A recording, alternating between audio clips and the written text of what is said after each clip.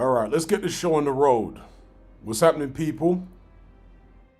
HatmanStrikesBack Daily Boxing News. We're here for another Night Flight show. Shout out to everyone in the chat. Let me know if you can hear me loud and clear. Seatbelt fastened. Big up, Bexy. So let's see what we got in the chat here. Something I want to talk about right off the bat. We got Majesticra, is that how you pronounce the name? Anthony YouTube, Trolls Are Bad, Debyaka, Vinny, Simon Jones, First Round Boxing, Atavistic Intellect, Dominica. We got Idol, someone with an extremely long name.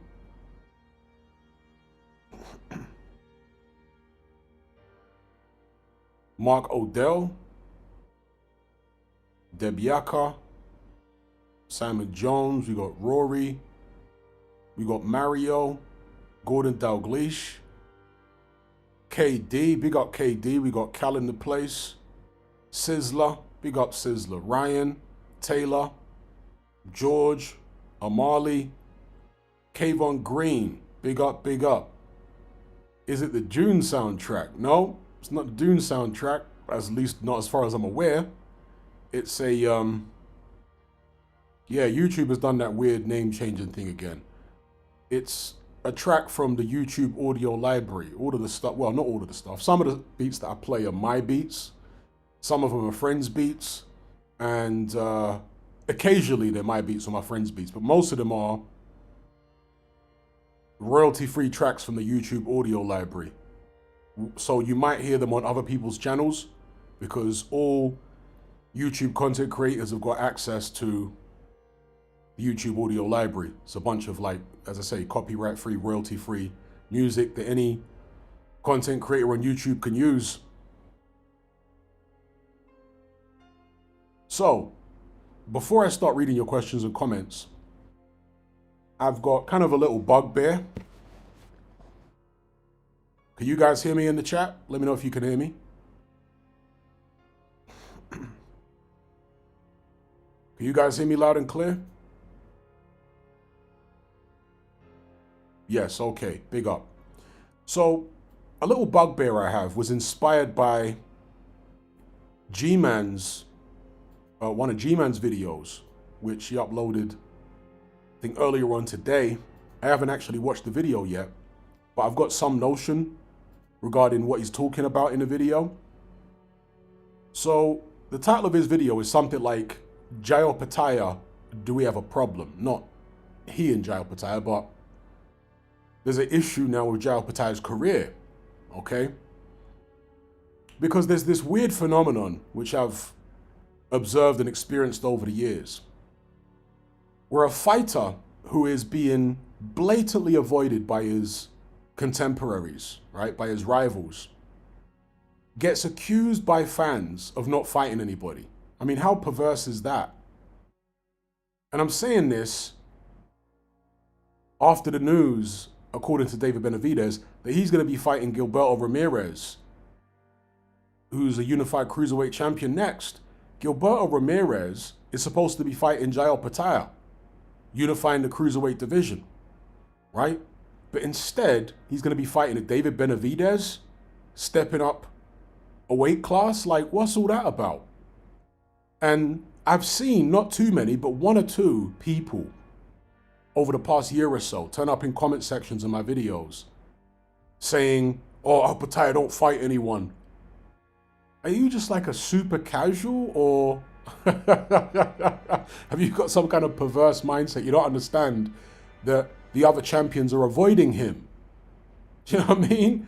And if I'm frustrated by it, just imagine how frustrated Pattaya is. Do you know what I mean? Like, what kind of take is that? These guys are blatantly ducking him. You think Pattaya is afraid to fight Ramirez? Like, crazy. So yeah, big up G-Man, because it was his video that I saw the thumbnail of, and I was inspired to start this night flight talking about that. Because Pattaya's got a real issue now. Yeah?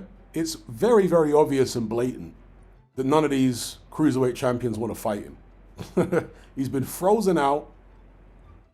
They'd rather fight people from other weight classes than give him a chance to unify. It's crazy.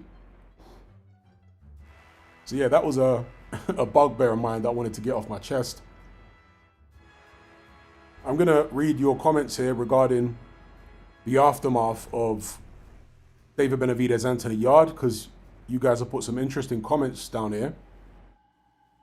First Round Boxing says, big up Hatman, I was looking forward to Matty Harris versus Franklin Ignatius, but he got cancelled. Didn't even know that fight was made. Big up Atavistic Intellect. Marco Del says, shout out to the bonnet wearing brigade.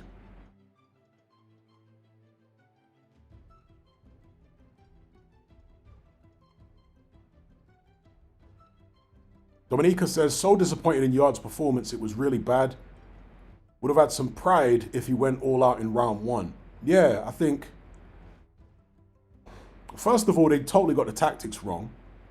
But for two, I said in my post-fight video that I don't think Yarde has got the killer instinct at the highest level. But on reflection, I think part of it might be because when he went for it against Kovalev in that 8th round, when he emptied the tank, it backfired, right? Now, hindsight is always 20/20. Tunde Ajayi was massively criticized for telling Anthony Yarde to empty the tank. People were saying he should have waited till later on in the fight. Again, hindsight's always 20/20. For all we know, Yarde wouldn't have had any opportunity later on in the fight. Do you know what I mean? Like, he might not have hurt Kovalev later on in the fight. When he did hurt him, he had to go for it. Yeah? Sometimes it's nobody's fault when a fighter loses. Sometimes he's just not good enough. He just doesn't have it in him to win the fight, irrespective of who's in his corner. Sometimes that's the case. And also not, there's no trainer that has a perfect record as far as his fighters getting victories. Even the greatest trainers of all time had fighters lose under their watch, under their tutelage. So it's a bit silly when fans have a trainer's fighter lose and then they just condemn that trainer. And I'm not really talking about Tunde Ajayi here. I'm more talking about Ben Davison. Because there's a load of people out there that for whatever reason have got it in for Ben Davison. And whenever one of his fighters loses, they come down on him like a ton of bricks. But when his fighters win, they're quiet as a church mouse. You know what I mean? Like, yo, we got to give Ben Davison his flowers. Look at the work he's done with Fabio Wardley. Do you know what I mean?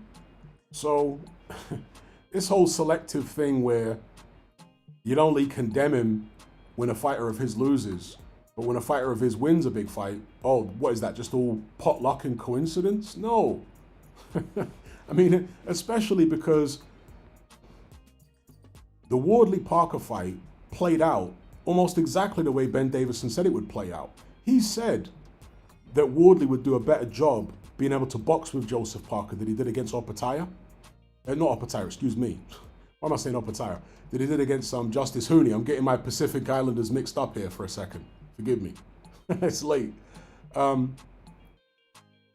Against Justice Hooney, he said he would do better against Parker than he did against Hooney in terms of actually boxing with him.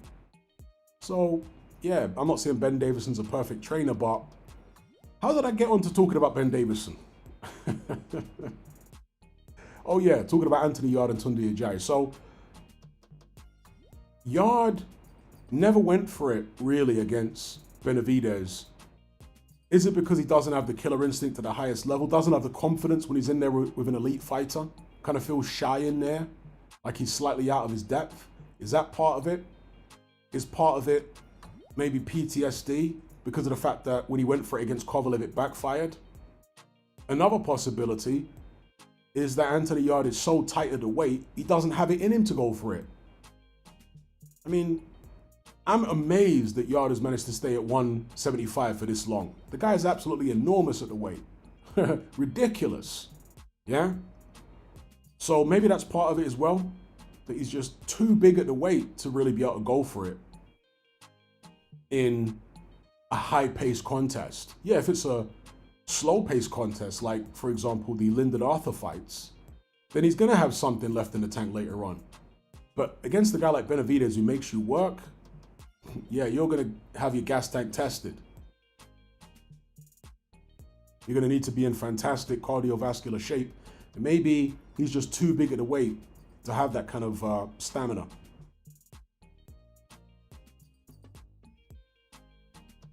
Atavistic Intellect says, David Benavidez stops Beterbiev, in my opinion, in 9 or 10 rounds. I think that's a fascinating fight.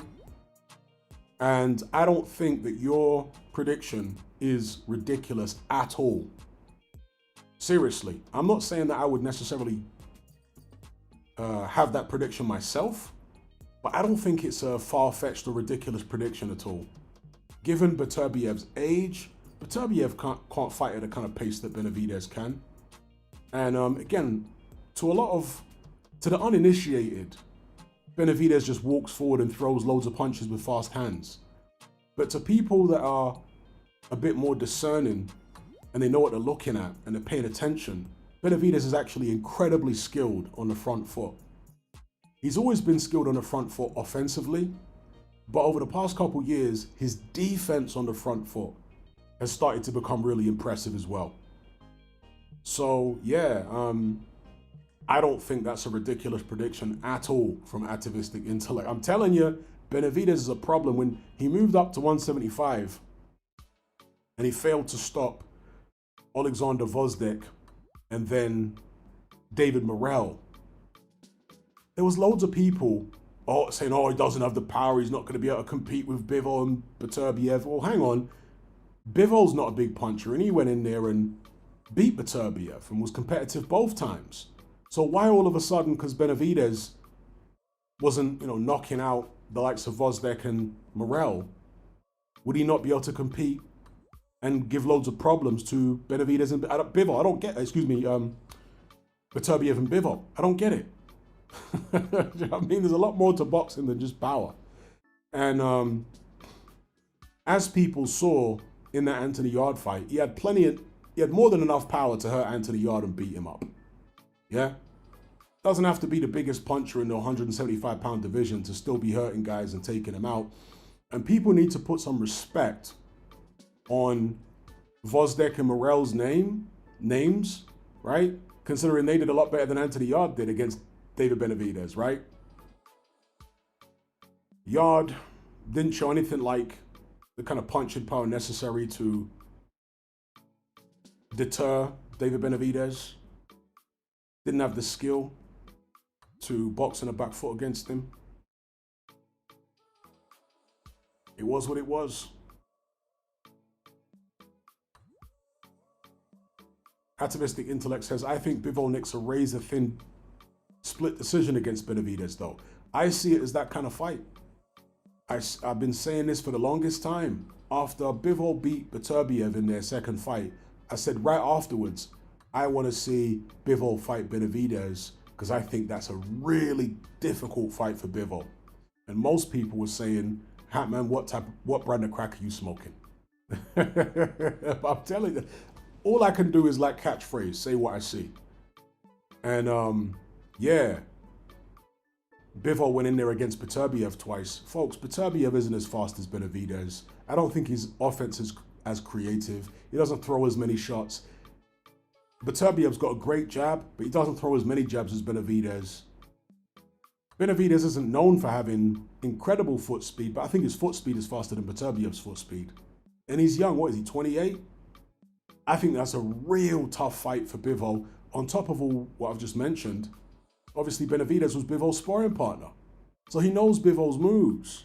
He knows his speed. He knows his strength. It's not like he's going into unfamiliar territory. So yeah, I concur. I reckon that's a real tough fight for Bivol. I don't see Bivol like boxing his head off easily or anything like that. And for those of you who maybe didn't hear him say this, Chris Eubanks Sr., might have been last year or early on this year, on his YouTube channel, actually said that David Benavidez is his pound for pound number one.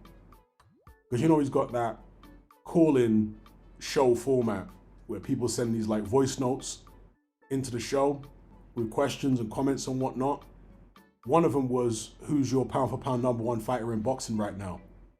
And people were expecting him to say Terence Crawford, or at the time maybe Canelo Alvarez, because he hadn't yet lost to Crawford, maybe Usyk. But no, he said David Benavidez. Now obviously Eubanks Sr. has got some wacky takes, but I didn't find that to be a wacky take. I just found it to be a very interesting take. Yeah, but he had David Benavidez as his number one pound for pound, and he said that guy is special. You know, and I think Benavidez is special, bro. I think he's there's something about him. His mind operates at a very quick speed. He's got a tremendous engine, and he just throws punches from awkward angles and puts them together really fast. There was some guy who turned up in the comment section of my prediction video, and he was claiming that most of Benavidez's shots are slaps. And he was trying to come with all this like new jargon, making himself out to be some type of boxing expert. Oh, well, you see, Hatman, the reason that Benavidez throws all these shots from different angles is because of his broken base, and most of these shots are slaps, by the way. You know, one of them kind of people that wants to come across as a know-it-all. I'm going to come on to the super chats in just a second. Let me just finish my thought.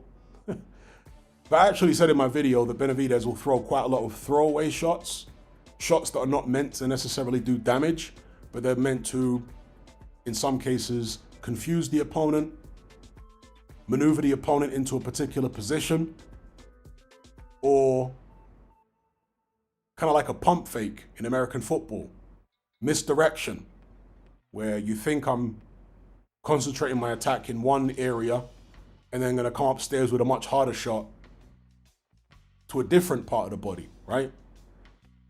So, yeah, David Benavidez, basically what the guy was trying to say is that Benavidez doesn't really hit that hard. That's the gist of what I was getting. Oh, he hits hard enough. Ask Anthony Yard whether David Benavidez hits hard. He hits hard enough. I don't think he hits like Beterbiev at all. I don't think he hits like Adonis Stevenson or Sergey Kovalev or any of the real serious punchers at 175 over the past 10 years or so. But when you're accurate enough and consistent enough and the hand speed is there and you've got the timing, it's not really going to be a big issue. Yeah, he hits hard enough. And Anthony Yard can attest to that. So, big up, Suited and Booted for the super chat. He says, evening Hatman. Should Opetaya move up to heavyweight as he keeps getting ducked at cruiserweight? Shame he can't get those unifications he deserves. Shout out to Suited and Booted. I think that's his only option at this stage. It's been the most shameful freezing out of a cruiserweight champion that I can think of, maybe ever. The way they've frozen this guy out is crazy. Even the great Alexander Usyk, probably because of the World Boxing Super Series tournament, it didn't allow for it. But even the great Alexander Usyk didn't get frozen out, right?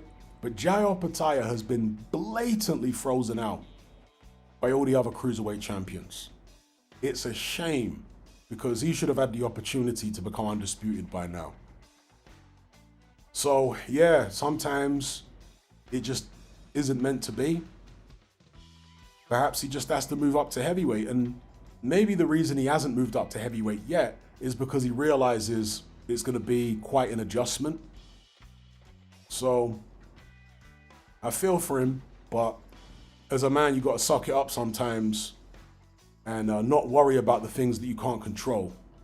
He's tried his best. He's pushed his promoters and whatnot to get him the fights, but you can't force your rivals into the ring.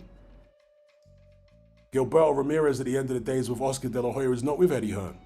And we know that Eddie Hearn and Oscar De La Hoya don't really have the greatest relationship. So that is what that is. And De La Hoya doesn't have that much talent these days. So the talent he does have, he's not going to want to sacrifice them to Jai Opetaya. So it is what it is. Yeah, so basically, long story short, yes, I think Opetaya has to move up to heavyweight now. He has no other choice. He can't keep waiting for the Gilberto Ramirez's of the world to fight him, because Ramirez has been promising him that fight for the longest time. Ramirez's team have been promising Opetaia that fight for the longest time. And at one point it was supposedly agreed, then Ramirez pulled out, and now he's going to fight David Benavidez. There's no impetus to fight Jai Opetaia. So he can't keep letting these guys string him along, basically. He has to just bite the bullet, move up to heavyweight. So that's my answer, yes.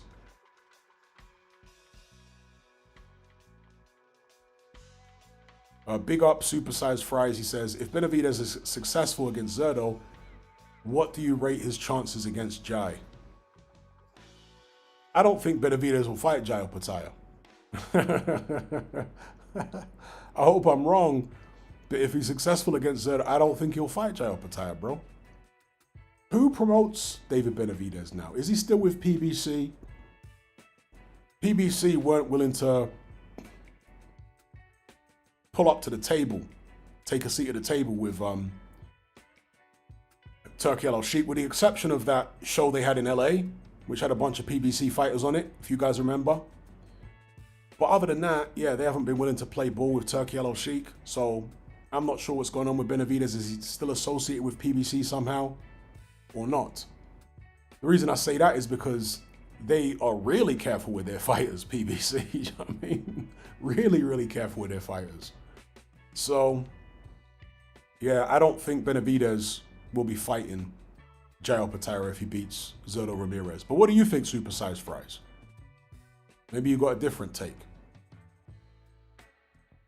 Big up Atavistic Intellect, he says, do you think moving the clock back and forward could have some esoteric reasoning behind it? I find it interesting that they don't do it in Africa. It very well could do, you know.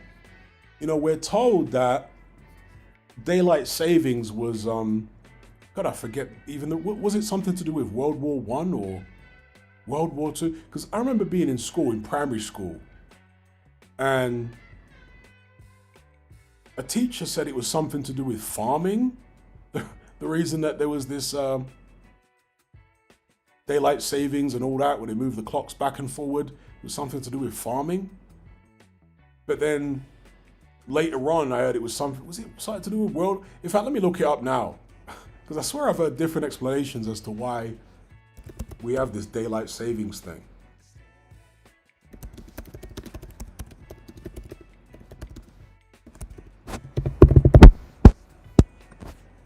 Let's see what Google AI says.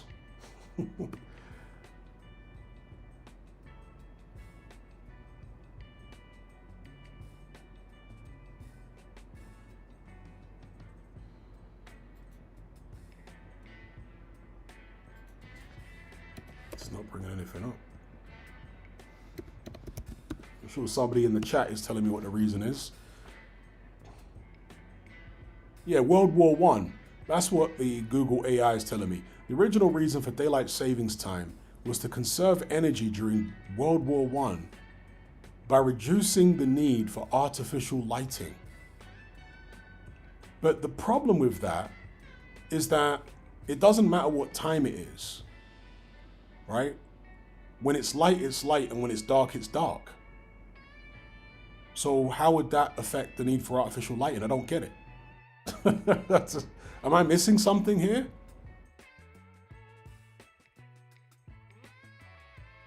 Like, in winter, if you've got, let's say, 18 hours of darkness,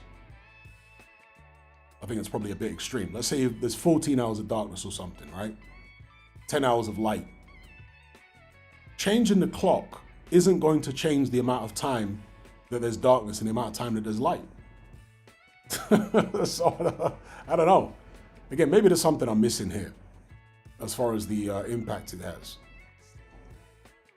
So yeah, long story short, maybe there is some type of esoteric meaning behind it. I don't know. I've always found it a curious thing, and indeed in Africa, they don't do it. Although much of Africa is around the equator and in the southern hemisphere, and therefore, So for example, right, when you talk to people in Africa and tell them that in the UK it gets dark in the summer at like 10 o'clock at night, they're shocked because most of them have never heard of a thing where the days get longer and longer the closer you get to the summer equinox, and then shorter and shorter the closer you get to the winter equinox. Is it, or solstice? Excuse me, summer solstice, not equinox. The summer solstice and then the winter solstice. So they don't get those massive variations when you're closer to the equator between the amount of daylight hours in summer versus winter. It basically gets dark. If you're close to the equator, it basically gets dark at around 6 p.m. year round. There's very little variation at all. But the further away you get from the equator, you get a lot more variation. Shout out to Atavistic Intellect. This is a night flight show, so we don't have to just talk about boxing. So big up Atavistic Intellect.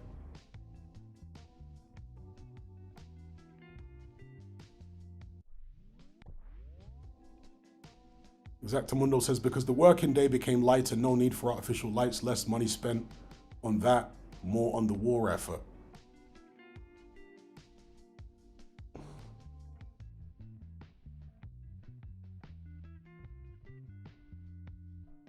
I'm kind of surprised they actually had artificial light in, by artificial light, did they mean just incandescent light bulbs? Or do they mean like artificial light as in the stuff we have today?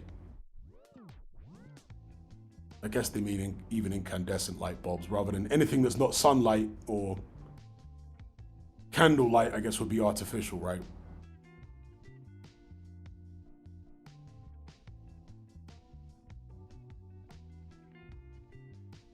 But yeah, I guess in the workplace, okay, cool. In the workplace, if you change,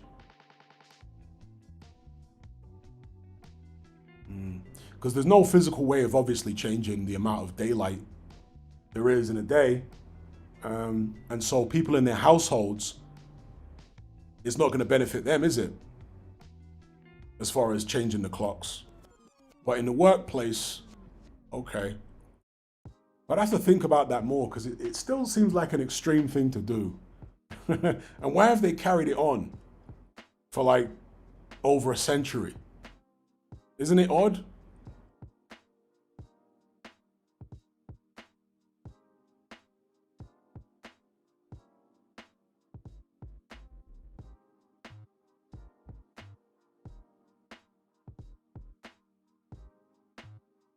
Atavistic Intellect says Armenia doesn't do it either. They've got rid of it recently. Like 100 years of it is a bit extreme, right? Literally 100 years, bro. When did World War One end? In like 2019? Excuse me, 2019. 1919 or something? 1918, 1919? Literally like over 100 years ago.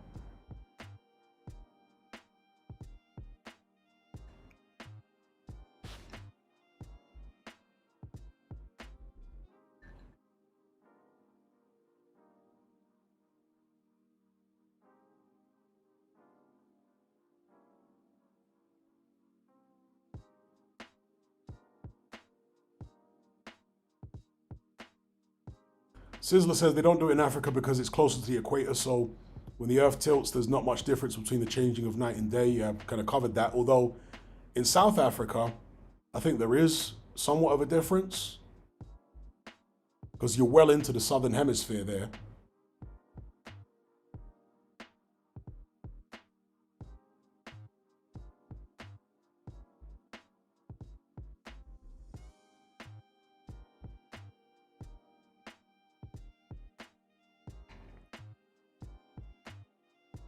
Have I ever been to Glasgow? Yes, I have. Many, many, many years ago. I want to say I went to Glasgow maybe in the 90s. And I have to say, my memories of Glasgow is that it was very grimy in the 90s. Very grimy, gray and depressing looking. And it didn't feel safe, to be honest. Like, I don't know what Glasgow's like today, but back then Glasgow just seemed like a tough, tough town. From what I remember of it back in the 90s, just a tough place, a grim place, you know. Edinburgh was a lot more welcoming because I went to Edinburgh also way back in the days, and Edinburgh was like way more appealing and welcoming than Glasgow. I just remember Glasgow being grimy. Shout out to Double A13. He says, Hatman, what is the most shameless duck you've ever seen during your time watching boxing and why? Well, one of them, maybe it's a bit cliche, but one of them would be Riddick Bowe ducking Lennox Lewis. I mean, that was absolutely as shameless as it gets. As shameless as it gets. The guy was undisputed champion, 3-belt era. The WBO did exist, but it wasn't recognized as legit at that point. So Riddick Bowe, rather than fighting his mandatory Lewis, mandatory for the WBC, he holds this press conference where he throws the WBC belt in the trash and obviously relinquishes the belt and somehow tries to spin it like it weren't a duck. Absolutely incredible. And the American media were complicit in facilitating that duck because the American media were just so dismissive of Lennox Lewis, trashing him all the time. The bias was absolutely incredible back then. Like the pro-American, anti-Brit, and basically anti-anyone who weren't American bias. Crazy. And the way they span that, you know, because you'd read the American boxing publications and it'd always be bigging up Riddick Bowe and tearing down Lennox Lewis. Like every edition, that's the narrative they were running with. How could you be doing that when Riddick Bowe blatantly ducked like that? Incredible. Absolutely incredible. And I've seen Americans even today, I'm not saying all of them, but I've seen a few of them who now will try and say that it weren't a duck by Riddick Bowe. Madness, man. Wart says, Glasgow's completely changed, much safer. In contrast, London no longer seems safe. Yeah, I don't get this whole thing about London no longer seems safe because I grew up in London in the 80s and 90s and I can assure you London was far less safe then than it is now. What you've got now is just a load of smartphones and, you know, CCTV to the extent that you didn't have in the 80s and 90s, and you got social media and obviously media sensationalism, and that is fooling people into believing that London is like worse now than ever. It's literally not. Okay, I've been over this many times. The murder rate in London today is literally, I'm not joking, about half what it was in 1990. Half. Yes, half. Okay, and I lived through it. London was super grimy coming out of the Thatcher era. In the Thatcher era and coming out of it was super grimy. And then you had the crack epidemic, which hit London maybe around the early to mid 90s. That's when crack exploded onto the streets. And also back then you had a lot more firearms in the UK. This was before that horrible incident in Scotland, right, Dunblane. Therefore people had firearms, way more than they do now. And that obviously facilitates a lot more violent crime. So, yeah, the whole perception of London is totally blown out of proportion as far as the violence. No, London was way more violent back in the days than it is. I can assure you I lived through it, including street robberies. See, the reason that red rum, yeah, homicide, is a better measure of how dangerous a place is than, let's say, theft or robbery, is because back in the days, theft and robberies were not as easily detected, yeah? Homicide is more easily detected because you've got a dead body, and as soon as the coroner does their investigation, they could determine, okay, this person died of a homicide, right? But with a robbery, well, you need to prove that a robbery actually happened, right? That you have to prove who did it in order to actually process it and it to appear on the statistics a lot of the time. And back then, a lot of this stuff wasn't reported. People weren't as keen on telling the police, particularly in working class communities. Even individuals that weren't criminals didn't like to go to the police and be a grass. There was far less cameras. Forensics weren't as good. So I'm telling you, like when I grew up in South London, the street robbery thing was off the scale, bro. I've not seen anywhere in London since the 90s, maybe early 2000s, that was anything like Brixton and Harlesden and those areas. Back then, as far as street robberies, bro, there were guys that would come on the bus and rob everybody.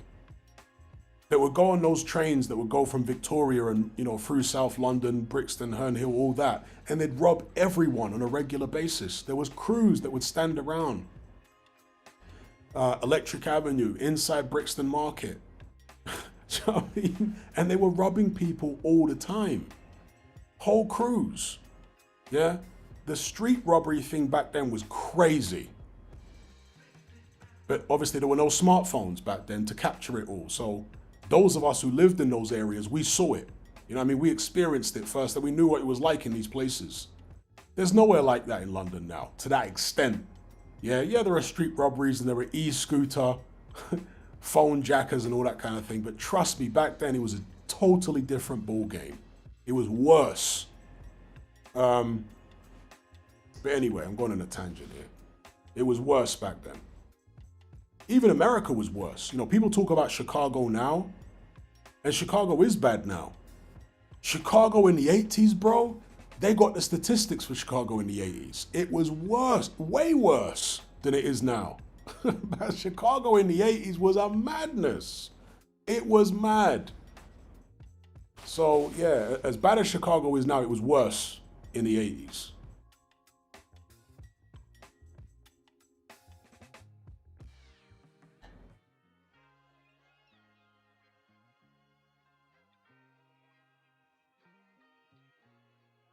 Joey says, Hatman, I'm moving to London next year. Any tips? Why are you moving to London? That'll be my question before I give you any tips. Why are you moving to London? And the reason I say that is because, as Atavistic Intellect said there, London is miserable. So aside from this perception that it's extremely high crime, right? It is just a miserable place. Everyone's out to, people are pretentious. Everyone's got bad vibes. You meet very few genuine people. People are rude. They got no time for anyone.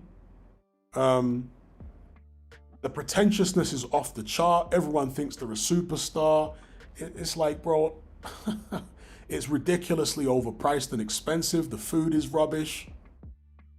London is just honestly so miserable. I don't know why anyone would want to move there, bro. London is miserable, bro. I would choose somewhere else. I mean, maybe you're going there for the money. So Joey says, I'm moving to London for work and a gal. London is not the place to go for women, bro. That's literally the worst place in the UK that you could go to find a woman is London. Seriously. Okay, you can make money in London. Do not go there for a woman, bro. Seriously. That is the worst place in Britain that you could look for a woman. And it's one of the worst places in the world, honestly, to look for a decent woman is London. It's horrible.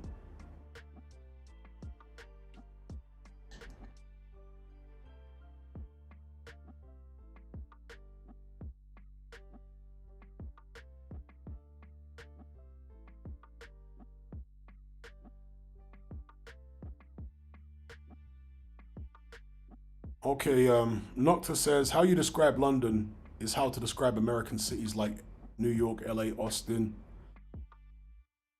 I think the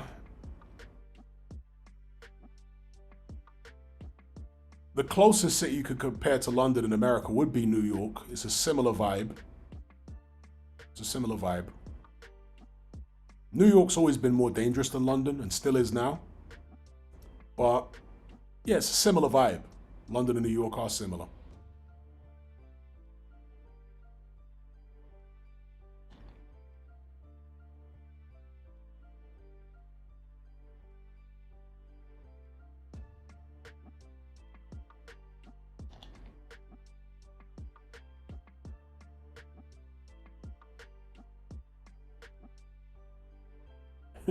Joey says, all right, cheers, mate. I changed my mind. Yeah. If you got a decent job in London or whatever, or an opportunity, yeah, you can make money. But don't look for your woman there, bro. Seriously, don't waste your time. Don't waste your money. Sports fan says, because London is smaller, the gentrification has been quicker than New York. No, London and New York are about the same. The metropolitan area is the same. It's about 7 to 8 million.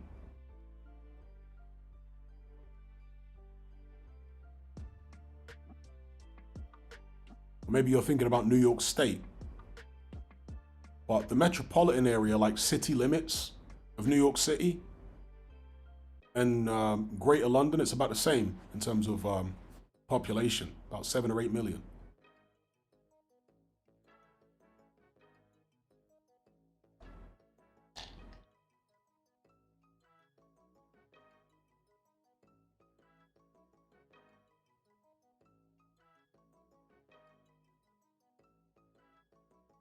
June Sports says, I saw Eubank Sr. in NYC Penn Station a year or two ago. He's a great guy. We talked for about 30 minutes.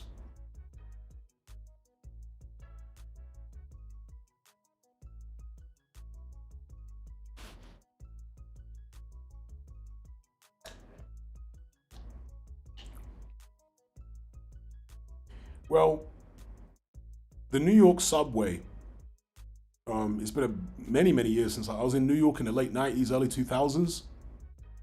Last time I was there. And yeah, early 2000s. And I can tell you that the New York subway back then was way better than the London Underground. Okay? Obviously, the New York subway, I want to say, is newer than the London, because the London Underground is very old. New York subway, pretty old as well, but newer. And the first thing about the New York subway, which is much better than the Underground, is that it runs 24 hours. Now, it might have been 10 years ago or so, they started running certain lines on the London Underground 24 hours, but I think only on weekends. Whereas the subway in New York is like 24 hours, 7 days a week, or at least it used to be. And I think it's got more stations as well. The trains are bigger, and it was a lot cheaper. When I was in New York, it was like $1, and it would take you anywhere in the city for $1 or $1.50 or something. And even back then, like compared to the London Underground, it's way more expensive. Way more expensive.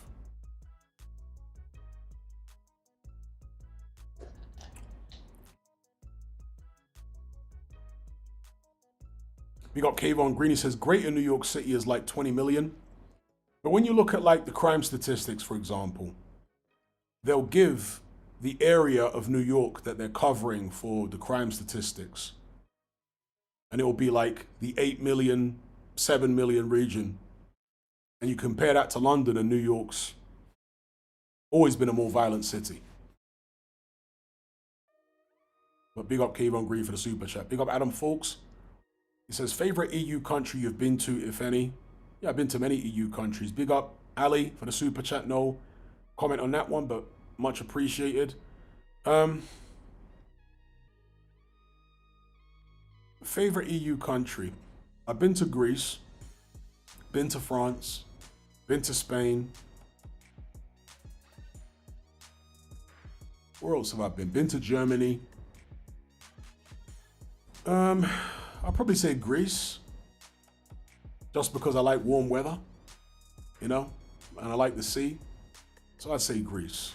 But I ain't been there for many, many, many years. And yes, I've been to Cyprus. Yes, I've been to Cyprus.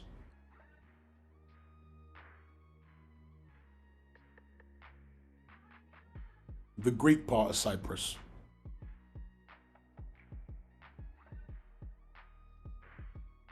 No, I've never been to Australia. Never had any desire to go there, to be fair. Oz says, does London still have British people living there? Very few. As in, like, ethnically British? Very few. I think the population of white Brits in London now is about 30%. So yeah, about 30 or 35% of London is white Brits. The other 65 to 70% are non-Indigenous people from all over the world, from Eastern Europe, from Asia, from Africa, from the Far East, you know, China, from everywhere. In terms of like Indigenous Brits, it's about 35%, something like that.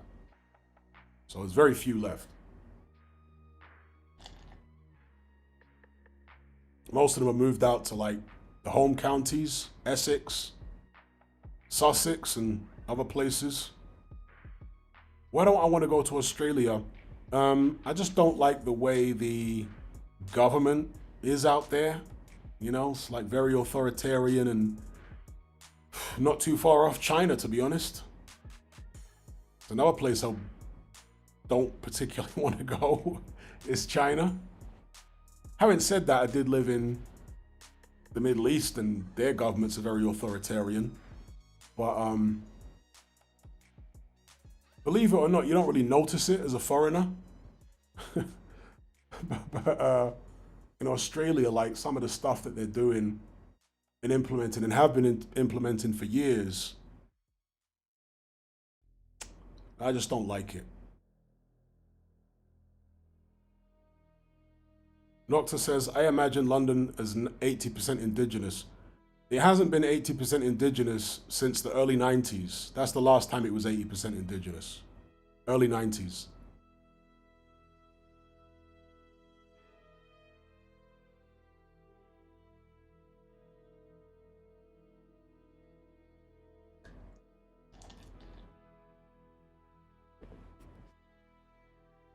I mean, if you're in London and you see a white person in London, chances are they're from Eastern Europe.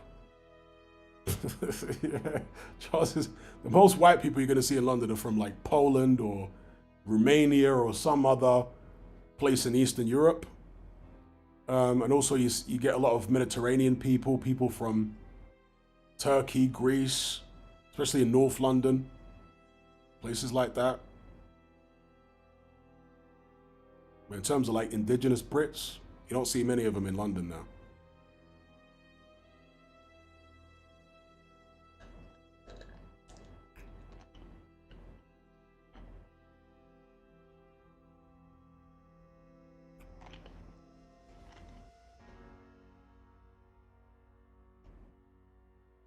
And someone said, I've lost the comment, but someone said China was lit when I went there. Okay. What did you enjoy about China? Big up double A13, he says, Hatman, why do you think London has become miserable? Or do you reckon it's always been from day one? That's a good question. That's a very good question. Because it really depends on who you are, you know? During the Industrial Revolution, when there was still a lot of manual labor jobs being done, the working class in London were doing very hard work, working in the docks and in various different industries. I know some of them might have found it miserable. I'm not sure.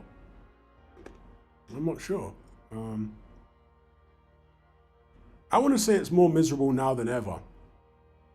At a guess. Because the culture is deteriorated. And what I mean by the culture is not just about, you know, the indigenous British culture being diluted and whatever, but also because of social media, people are so much more pretentious now. Yeah, because when I grew up in South London in the 80s and 90s,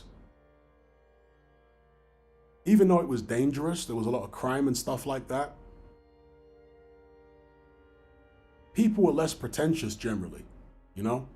People were more real, more grounded, and whatnot. So it made social interactions more rewarding. It was easier to establish a connection with people and whatnot. Whereas today, because of the social media age, you know, London has just turned into a place where everyone thinks they're some type of superstar or something.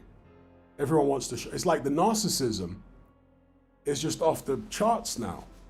Now, this is society in general, right? But in big cities, the effect of that is like concentrated and it's more intense. You know what I mean? Like the social media narcissism, selfishness, pretentiousness is more intense in the big urban areas than it is in smaller towns and whatnot. So I think that's been one of the main things that has really degraded the social scene in London. Do you know what I mean? It's like social media. It's horrible now.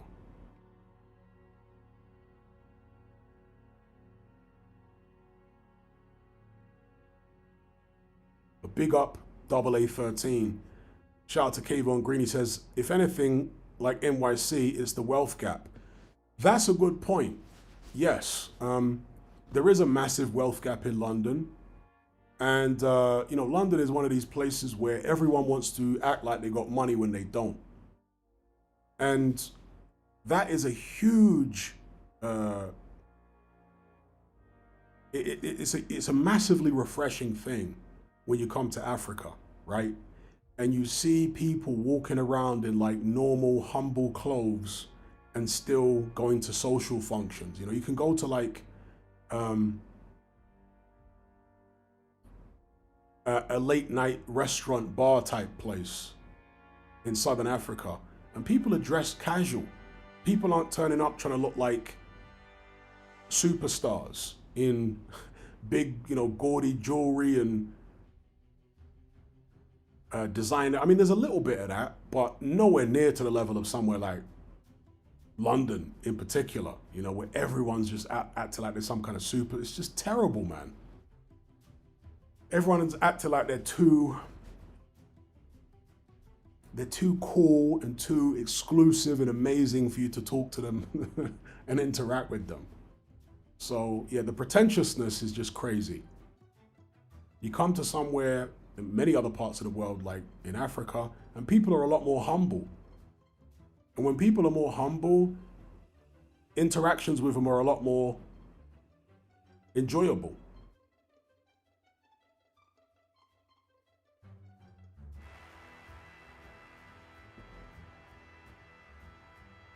Big up Kayvon Green. But yeah, the wealth gap, in a city like London, you see wealthy people, you see people that have money, whether they have it legit or illegit.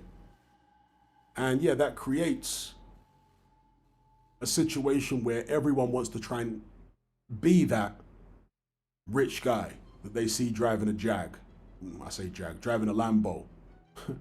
Right? Driving a Lambo or whatever the case may be. Everybody wants to be that guy. And they're either going to pretend to be that guy or they're going to do all sorts of unscrupulous things to try and become that guy.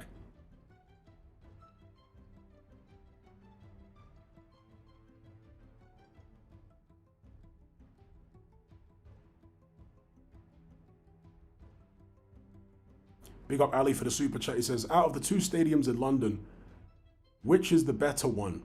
Wembley or Tottenham Hotspur? AJ Dubois was at Wembley and Eubank Ben at Tottenham. Well, I've never actually been inside the new Wembley or been inside the new Tottenham. I've only ever seen both of those stadiums from the outside, so I couldn't tell you from first-hand experience. But I like the look of Tottenham Stadium better. Tottenham Stadium's newer. I like the look of it better than the new. I've never really liked the look of the new Wembley with the arch. I preferred the old one with the towers. I thought that was kind of iconic. The arch is not iconic at all, is it? But the old Wembley with the towers, it was an iconic looking building.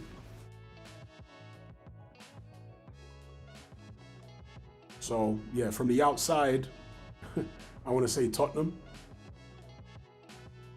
Big up Ali for the super chat. From the inside on television, I'll probably say Tottenham as well. Shout out to AA13. He says, big up Hatman. It's Abdi. Defo agree, a lot of selfishness in this city and fake vibes. Super fake vibes. Everyone's out to try and not just impress you, but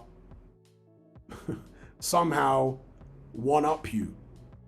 That's the type of city London is. The one-upmanship is just silly and ridiculous. And bad vibes 100%. Big up June Sports for the super chat. He says, when I get the chance to visit London, what do you recommend to do? Well, it depends what you're into. One thing I can say about London, to talk about some positives here, is it's got a lot of very fascinating history. It's obviously an extremely old city, much older than New York City, for example. And there's a lot of very impressive old buildings and what have you. I'm interested in that kind of thing. So if I weren't from London, I'd be going to visit those places, you know? The Tower of London, obviously. You've got various old churches, which are fascinating. They've got old Roman ruins. So yeah, I'd be going to St. Paul's Cathedral, House of Parliament, Big Ben. The first time my family and I arrived in the UK, as a little kid, I was always absolutely fascinated and enamored by the architecture of the Parliament building in Big Ben. It's like built in this Gothic style. And there's some other buildings around Westminster that are like that. And I was always just like fascinated by that architecture, you know, that like Gothic architecture. So if it was me, I'd be going to those places and seeing them in real life and, you know, taking in the history of London, going all the way back to like the early Roman settlement and all that kind of thing.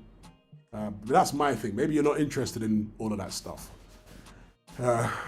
Maybe you're interested more in like restaurants and places to socialize and what have you. The nightclub scene, if you're into nightclubs, I mean, that's been dead in London and I want to say the UK for probably, what, 5-10 years now? The nightclub scene is just totally dead.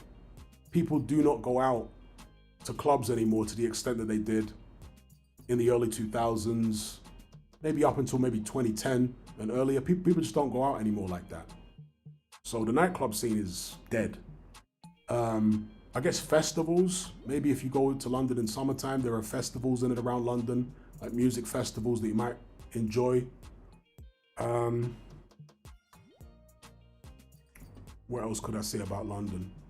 Maybe taking some of the football culture or soccer, as you call it in America, get a ticket, go to see one of the, if you can manage to get a ticket, right? Because they're not necessarily easy to get. Yeah, those kind of things. But big up June Sports.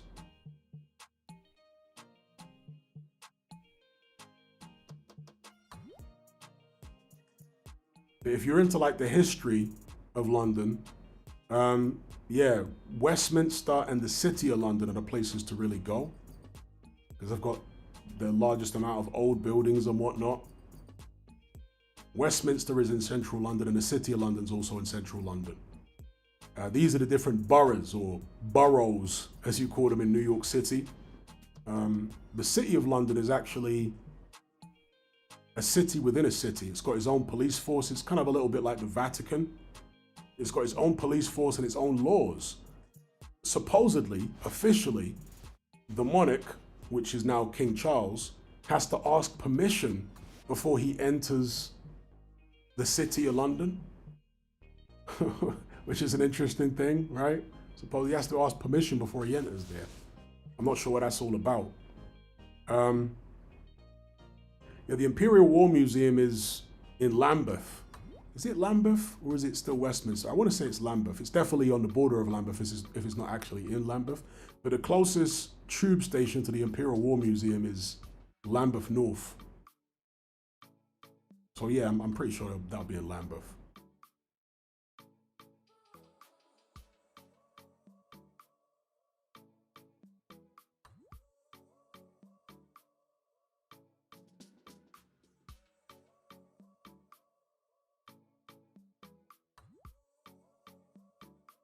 Oman says, as a black cab driver, I concur the nightclub scene is dead. I'm amazed there are still black cab drivers. I thought that Uber had destroyed black cabs.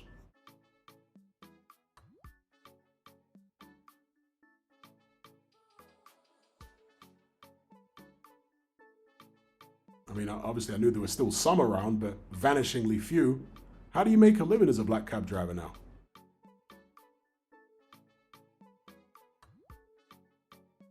Uber have come in and effed up the game, right?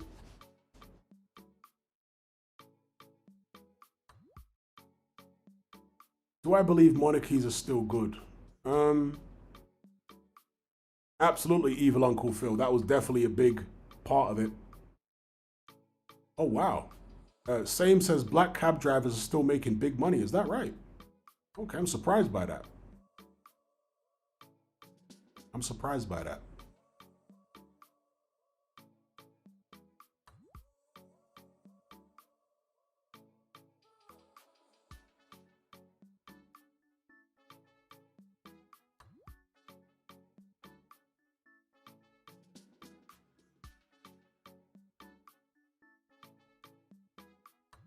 Indeed, there's no need for the knowledge anymore. It's all sat-nav now, right? And so I can't imagine, well, yeah, traveling in a cab is not as enjoyable for somebody that's not from London anymore. Because back in the days when the cab drivers had to take the knowledge, they knew everything about London, you know? So if you wanted to know anything about London, you ask a black cab driver. When I say black cab driver, it's the cab that's black, not the driver, necessarily, for those who don't know. Yeah, because they had to take basically this test regarding London, you know, and all the different areas and streets and landmarks and all that kind of thing before they were given the license to be a black cab driver. So yeah, the cabbies would just be a fountain of knowledge and even history of London. You could pick their brains, you know, if you were a tourist or whatever, and they just tell you everything you needed to know. But since everything is sat-nav now, there's no need for people to know anything.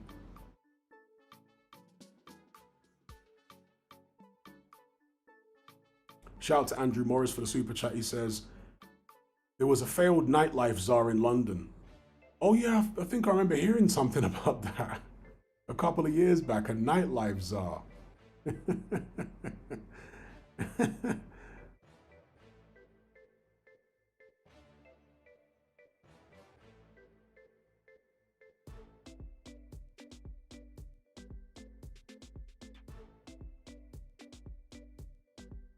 There you go, Tony S.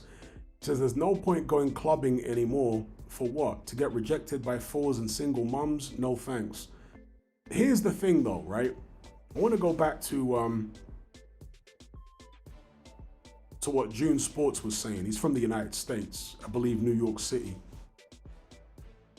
One thing about women worldwide is they're always intrigued by foreign men. It doesn't matter where you go, yeah?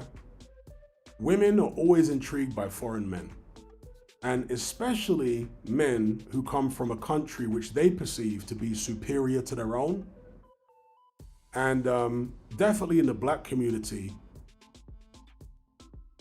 most women would perceive America to be superior to Britain, and black Americans to be superior to black Brits, right? So a lot of black women in the UK, once they hear guys got an American accent, they're gonna be intrigued. Yeah, they will be intrigued. And as Zactamundo said there, yeah, New York girls love me, it was great. Yeah, because they're intrigued by foreigners. You know, they're in America, it's the charm of the British accent and all the connotations that come with that accent that they're interested in. It's a novelty for them. You know what I mean? And so, yeah, as an American, you're probably going to have a slightly better experience dealing with females in London than an actual London guy would.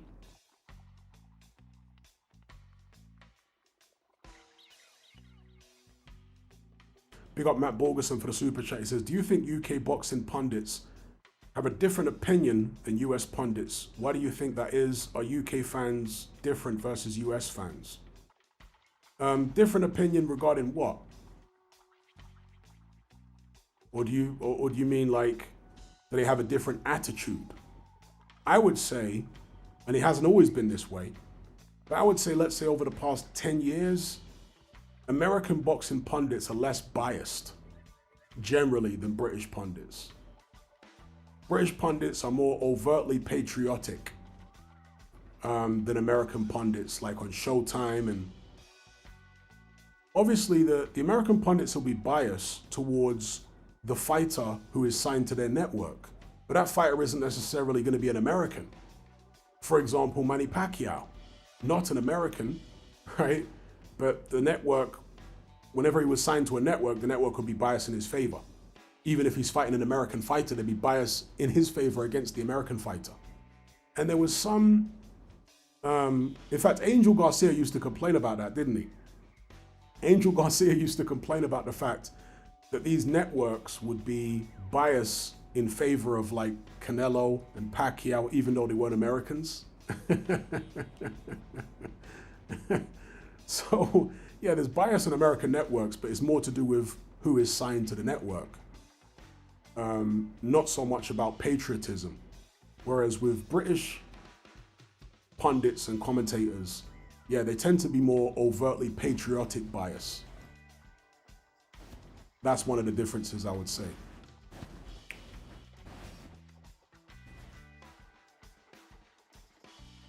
A big up Matt, he says, I mean, as in Devin Haney's performance, US fans perceived it as good, while I hear a lot more criticism on the UK side.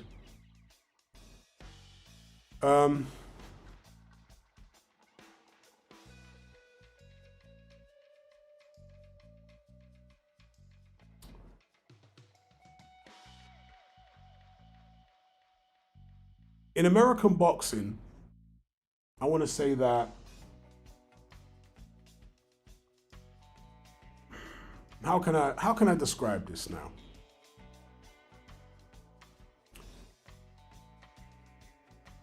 Because American boxing, I'm talking about actual American fighters, not Canelo and these foreign fighters that are based in America, but the actual American ones. Most of the best American fighters, or a very large percentage of them, are Black Americans, right? Still now.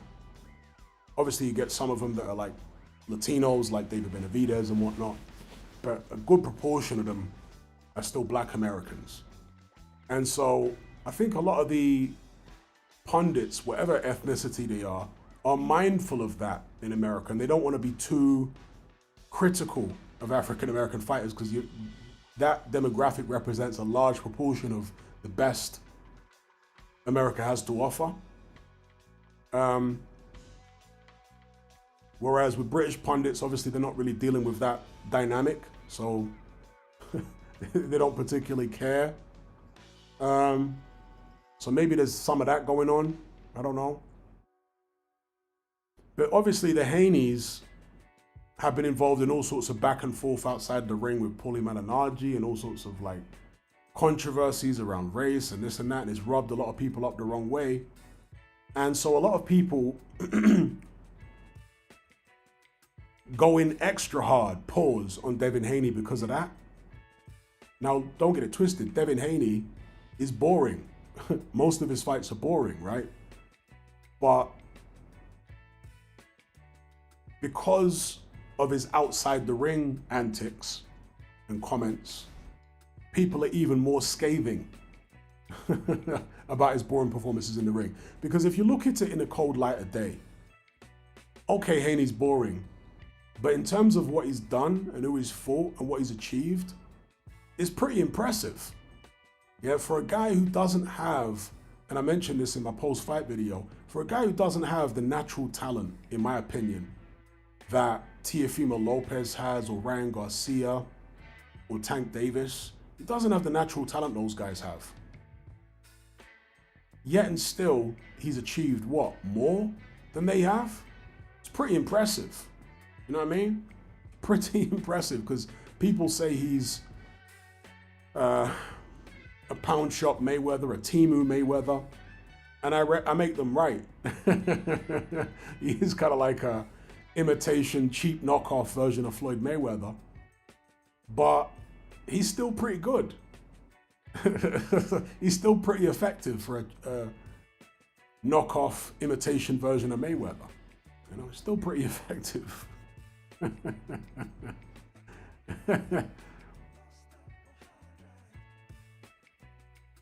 Matt says,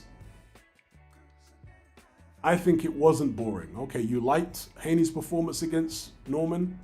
I thought it was pretty boring, to be honest.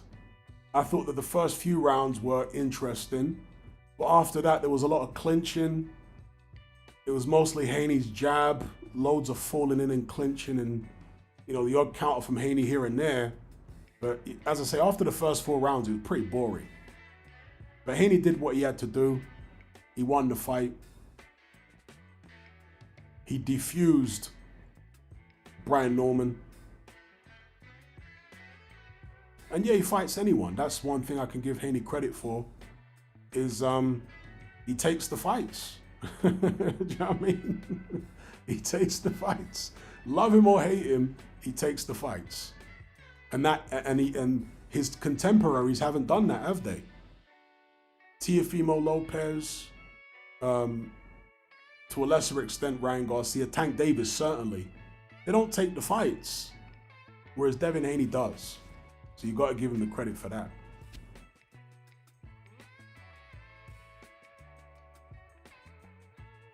Hussein says, I find his dad funny. Maybe I haven't seen enough of his dad, but I don't really find the Haney's interesting. I've never really followed them on social media or been particularly interested in anything they have to say. I just shrug my shoulders. I'm indifferent about the Haneys, to be honest. I don't find them compelling viewing, you know? It's not like with Angel Garcia and Danny Garcia. Danny Garcia was always pretty PC, but his dad, Angel Garcia, was hilarious, bro. Some people to this day absolutely despise Angel Garcia. But in those prime Danny Garcia years, for me, Angel was flipping hilarious, bro. He was hilarious.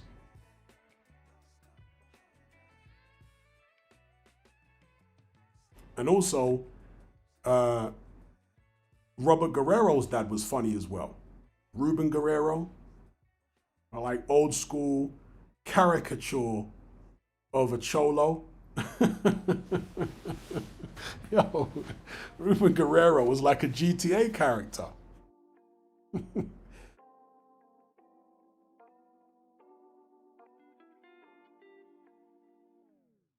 Big up Ali for the super chat. He says, I feel for Opataya. He can't unify the belts. He's clearly been avoided by the champions. They know he'll make easy nights work at him. Yeah, I feel the same way. It's a damn shame what's happened to Opataya, but as I say, sometimes as a man, you got to let go of the things you can't control. He can't force these guys into the ring to fight him. So I think he's just got to move up. They're leaving him no other option. What's he going to do?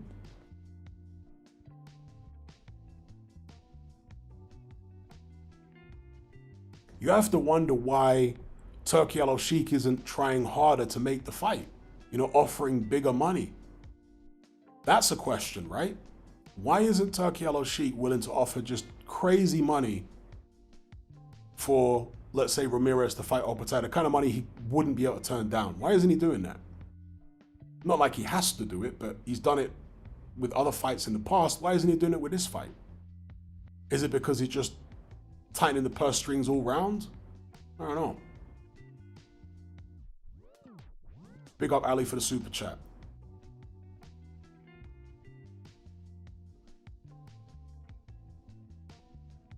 We got Matt Borgerson. He says the Saudis are backing out of big spending. Yeah, they're tightening the purse strings.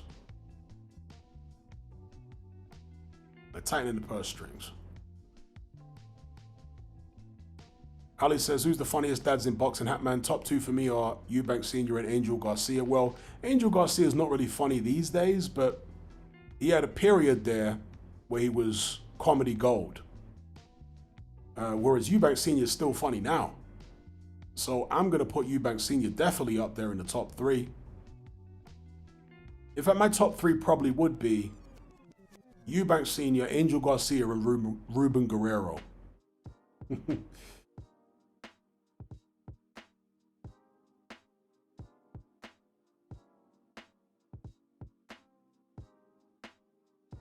And one boxing dad who definitely wouldn't be in my top three would be Johnny Fisher Sr.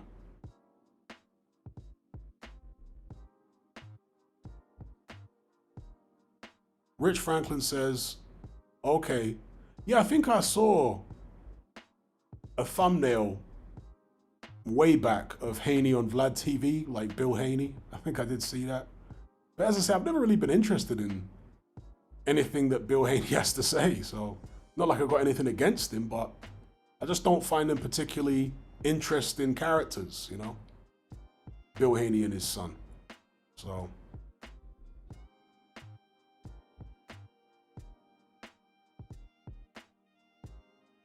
Arcane says, I walked past Mr. Bosch the other week. The son or the dad? Oh, I guess you're talking about the dad. You walked past him, so you squeezed past him, you mean? You squeezed past him. Even if he was walking on the other side of the road, you still had to squeeze past him.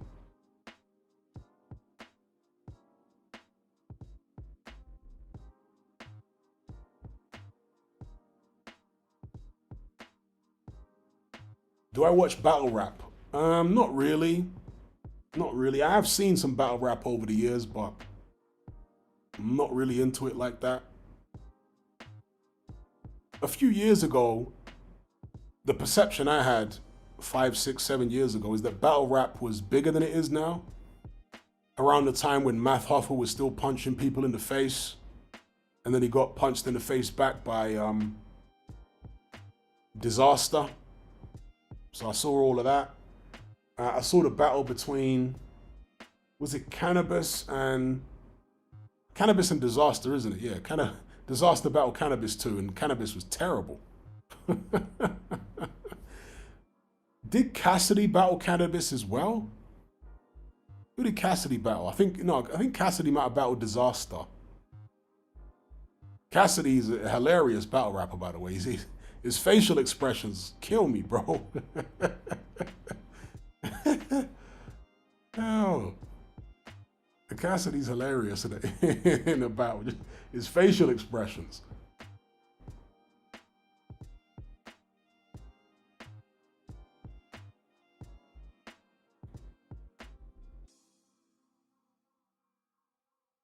Fernie G says, Hatman, have you ever considered making videos with guests? I remember you doing some back in the day with a friend of yours talking boxing. Yeah, I used to do quite a lot of videos with guests, especially during the whole global shutdown era from 2020, 2021, 2022. I was doing quite a lot of collabs during that era. But people were at home back then, right? And I've got a very unusual and disjointed schedule. So it's kind of difficult to just coordinate. And that's the reason I stopped doing them, because I found that once people were returning to the workplace and they weren't at home all the time, it's just very difficult to coordinate and get people on. So kind of just drifted away from it. But I consider it for sure if someone can deal with my erratic schedule. Big up Matt, he says, I got with a Nigerian woman recently, fiery ones. Why did you do that? Me, I stay away from Nigerian women, bro. I don't deal with Nigerian women at all. Even Nigerian men don't like Nigerian women. Facts. Yeah, all the Nigerian men that I know say, I don't deal with Nigerian women. In fact, it's quite a big thing now where Nigerians are going to places like Uganda, Nigerian men that is, to get wives. They're going to Uganda and Kenya and all these other places to get wives. They're not getting them from Nigeria anymore. So yeah, I don't I don't deal with Nigerian women, bro. I don't do that. Big up Manny A, is it? He says, Hatman, do you think Tunde's pad style is one of the factors for Yard's loss?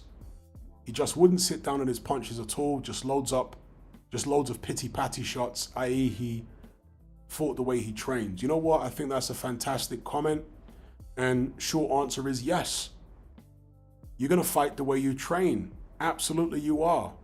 And I do think those pity-patty, gimmicky, Floyd Mayweather-inspired pad sessions have a lot to do with why Yard isn't following through on the shots, so on and so forth. You know, if you look at the great punchers in history, you watch them hitting the pads, you watch them hitting the bag. There's no pity-patty stuff, right? You look at George Foreman hitting the bag. You look at Mike Tyson hitting the bag. It's full on everything, full power, yeah? Even when they're shadow boxing, full power in the shots, imagining that they're punching through a target. So absolutely 100%. I mean, look at Golovkin when he would hit the punch shield with Abel Sanchez. He would train like that, and guess what? When he got in the ring, he would punch people like that. So I absolutely concur and agree with you that had something to do with the way Yard is. All of that pity-patty, gimmicky pad work. Tunde just fell in love with Mayweather too much and fell in love with the Mayweather gym. You know, the pad work that they developed for Floyd Mayweather was partially down to his brittle hands. So they had to come up with a different way of doing pad work for him, you know, with him, that would compensate for his hand trouble. So they started doing this pity-patty stuff. He still got something out of it because kind of like when you hit the speed ball or speed bag, as they call it in America, you have to maintain a level of concentration, right? And also it helps with mimicking the rhythm of your opponent, right? Reading the rhythm of the shots and all that kind of stuff. It can help with that too. But as far as delivering hard punches, yeah, that pity-patty stuff is not good, right? You need to be delivering hard shots on the pads, and that's what you need to do most of the time if you're a power puncher. Of course, Mayweather, although he did have decent power, wasn't primarily focused on knocking you out, yeah? And just because those pads worked for him, it doesn't mean it's going to work for somebody else. So yeah, I think your comment is absolutely bang on. I do think that doing those pity-patty pads has been detrimental for Anthony Yard's development. I definitely do think that. It's not that you should never do those kind of pads, right? But I don't think that should be the majority of pad sessions you do. I think the majority of pad sessions you do, you need to be hitting the pads freaking hard if you're a power puncher, supposed to be a power puncher like Yard. Occasionally you can do one of those little pity-patty sessions where you're doing the Mayweather style pads, but most of the time you need to be hitting the pads hard, bro. So that when you get in the ring, the hard punches just come out automatically. You don't have to think about it. As soon as you go to throw a shot, you're gonna be set because you've just done it thousands upon thousands upon thousands of times when you hit the bag, when you hit the pads. You're always setting yourself to throw a hard shot. Yeah, do you think Mike Tyson had to think about gearing up to throw a hard shot? No, look at the way he trained. Every punch was like a knockout punch when he was hitting the pads and hitting the bag. So when he got in the ring, it was just automatic. Yeah? Like you say, you fight like you train.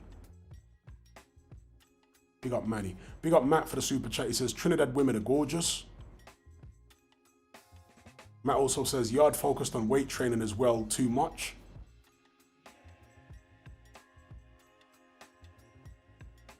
I personally prefer Bayesian women to Trini women, but a lot of guys do like Trini women, you know. For those who don't know, there's a lot of like Indian admixture in Trinidad. Trinidad has a lot of people of Indian descent there, as well as people of African descent.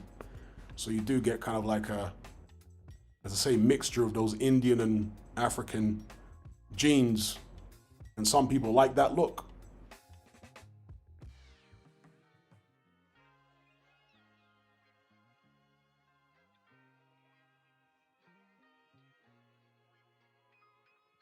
As far as Yard's weight training, Yard's build, right? Very muscular. That's mostly genetic. What I would say is if you've got that kind of build, why are you doing weights? You know what I mean? You don't need to do weights, bro. You're already a naturally muscular guy. This isn't a bodybuilding competition. So weights should be kept to an absolute minimum. You don't need them. All you're going to do is make it more difficult for yourself to make weight. By adding extra muscle that you don't need, it's going to make it more difficult for you to get down to 175. So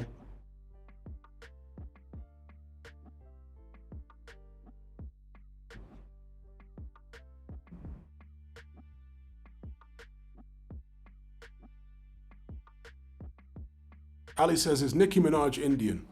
She's from Trinidad. I suspect she's got some Indian in her. I suspect she has, yeah. I suspect she's got some Indian in her.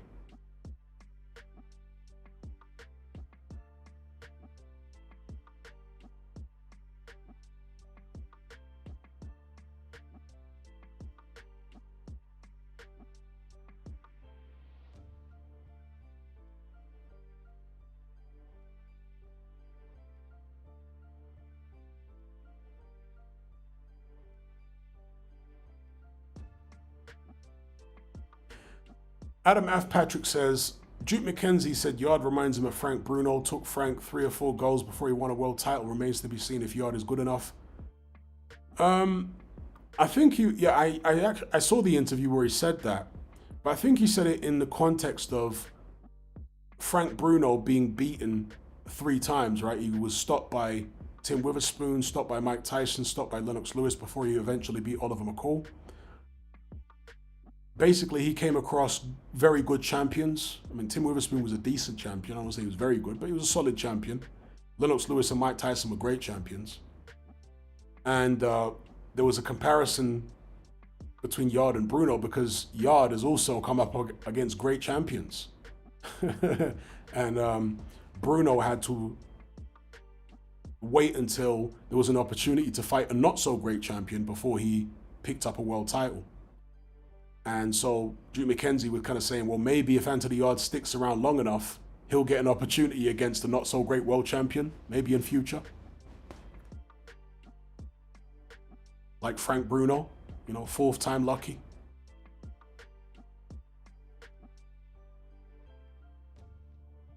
Shout out to Ali for the super chat. He says, Jermaine Franklin is going to test Moses. We'll see. Franklin is very tough. He knows how to look after himself. He knows how to ride shots. When he does get hit, he's got a good chin. When he does get hit solid. The problem with Franklin is that he's offensively very, very limited.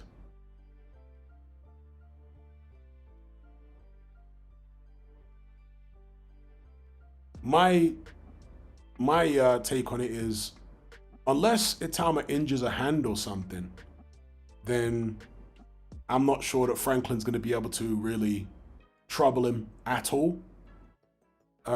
He might be able to frustrate him possibly, but I don't know whether he's going to be able to trouble him. Atavistic Intellect says, how popular was Frank Bruno in the UK back in the days, Hatman? Very popular. Very, very popular. he was seen as a national treasure back in the 1980s and 1990s. He was far more popular than Lennox Lewis. When they fought in, when was it, 93, 94? At Cardiff Arms Park, stadium fight. I think they only got a crowd of about 20 or 30,000. So nothing like the stadium fights of today in terms of attendance. But Frank Bruno was the overwhelming crowd favorite. Very few people turned up to support Lennox Lewis. Lewis wasn't seen as a real Brit because he learned to box in Canada. Obviously, he left Britain when he was like 12 and he learned to box in Canada, and he had a Canadian accent. And so if you watch that fight, you'll see that Frank Bruno on his shorts, on his boxing trunks, on the front of the trunks, it says True Brit. It's either on the front of the trunk, maybe it's on the back of the trunks, but somewhere on the trunks anyways, in big letters, it says True Brit. And that was basically like a shot at Lennox Lewis. The inference being Lewis isn't a true Brit. So yeah. And there was a lot of hostility between those two, by the way, in the run-up to their fight. Bruno's still bitter about the stuff Lennox Lewis said to him even now, all these decades later. I saw an interview that Bruno did in the past month where he called Lennox Lewis a snake. It's like, he still don't like Lennox Lewis even now. They met up to do some kind of interview or podcast a year or so ago. It seemed as though they were on good terms then, but then somehow Frank Bruno in the past month, like I say, did a podcast. I think Spencer Oliver was on it. And when they tried to talk about Lennox Lewis, he just said that guy's a snake. He's a snake. Basically didn't want to talk about him and just kept calling him a snake.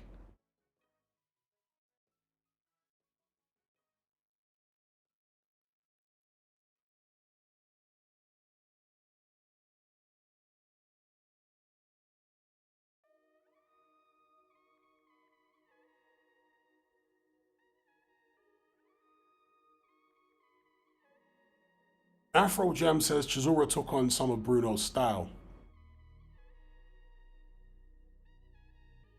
Here's the difference between Derek Chisora and Frank Bruno, at least from my perspective. Derek Chisora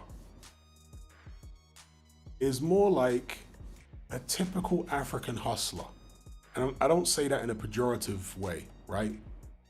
But those of you who are African or know Africans or have been around them, you know what I mean by typical African hustler.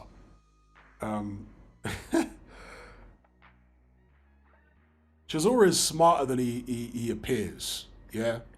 He leans into that Brit stuff. In my opinion, it's very contrived, yeah? Yeah, Chisora's trying to sell you stuff. All of that Union Jack balaclava around his face, it's all very contrived. Whereas with Frank Bruno, I mean, his team kind of created his image for him, but Bruno really embraced that image, I think, genuinely. I don't think Bruno was acting or anything like that. I think Bruno really felt that sense of national pride and, you know, all that type of business. I think he really was that. But with Derek Chisora, he's like a hustler. You know, he's a hustler and he knows what he has to do to get the crowd on his side, and he knows the kind of image he has to project and all that kind of thing.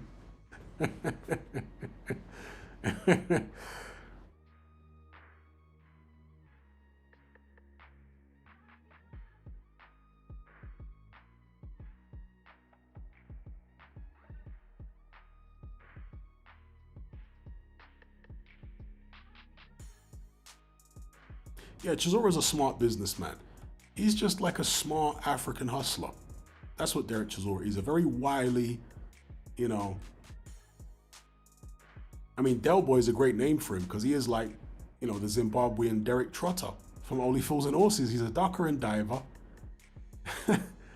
You know, Derek Trotter in Only Fools and Horses used to try and tailor his personality to the people that he was talking to. So whenever he was talking to like middle class people, yeah, he would try and talk French to impress them, but his French was like terrible. You know what I mean? But he thought he had to start talking, coming out with French words and phrases when he was talking to a middle class person, right? And Derek was always kind of like that, like his namesake Del Boy from Only Fools and Horses. He's a ducker and a diver, and he puts on an act when in order to get the outcome he wants.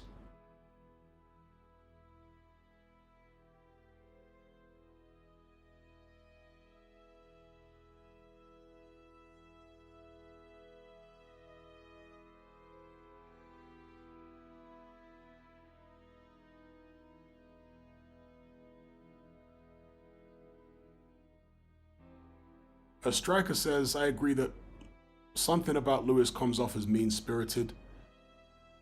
Yeah, maybe. Lennox Lewis never had a very engaging personality. Still doesn't. You know, you listen to I find Lennox Lewis to be an incredibly boring interview. Just very boring guy to listen to. Doesn't articulate himself very well. Doesn't say that many things that are interesting. And he was always massively egotistical, but that's what made him so good, right? That's what gave him the confidence to be as successful as he was, is a colossal ego. Much bigger than Frank Bruno's ego ever was, right? Probably why they don't get along, because Lennox Lewis was like a massive egotist, and Frank Bruno really wasn't.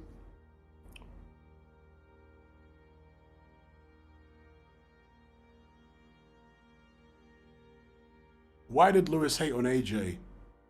I think it's partly because AJ wouldn't sign with him, yeah. But also because Lewis never got the love from the British public that AJ has got.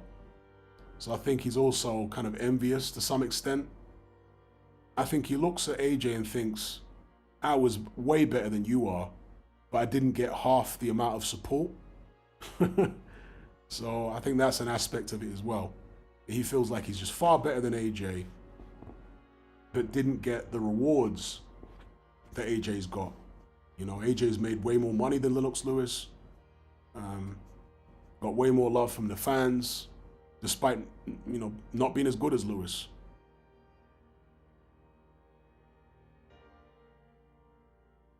Shout out to Ali for the super chat. He says, Hatman, you must know Ishmael Davis, super welterweight, who fought Josh Kelly short notice at Wembley, then fought Boachuk, and then Kevin now beat Sam Gilly at Tottenham to win British. Yeah, I know Ishmael Davis, and I watched his fight recently. Is he from Leeds? Ishmael Davis from Chapeltown in Leeds. And it just shows the difference in levels. You know, Ishmael Davis, tough guy, British European level fighter, but it shows you the gulf between that level and world level with the Boachuk fight, right? Because Ishmael Davis also fought who's the guy with the Nigerian name who's from Ireland? Didn't Ishmael Davis also fight him? Or am I buzzing? Could somebody remind me of the guy from Ireland? He's like a light-skinned black guy, or maybe he's mixed race, I'm not sure, from Ireland. I swear Ishmael Davis fought him, or am I buzzing? Didn't he fight him? Ajarko, yeah. Didn't Ishmael Davis fight Ajarko, or am I thinking of somebody else? Kevin Ajarko. Maybe I'm thinking of someone else.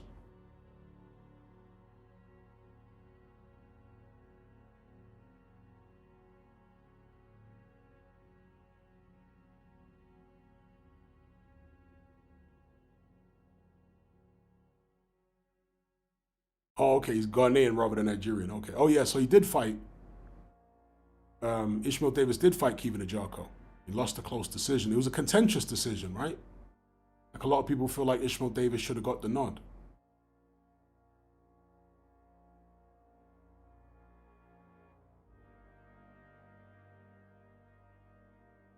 Yeah, Ishmael Davis, a real tough blue-collar guy, finally got the win in a tough, close fight.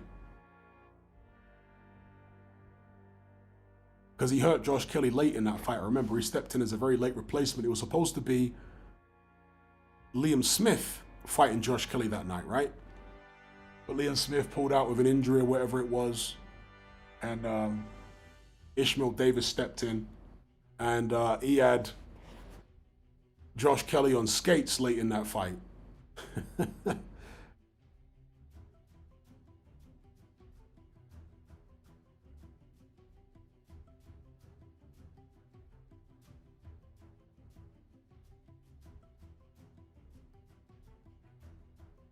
But yeah, the point I was going to make is the difference in levels was shown as far as, you know, British European level versus world level when Ishmael Davis fought Boachuk. Because Boachuk just beat the brakes off him. It was like easy work for Boachuk. You guys remember that fight? I was like, damn. I thought Davis might have been a bit more competitive than that in that fight. He was just totally taken apart.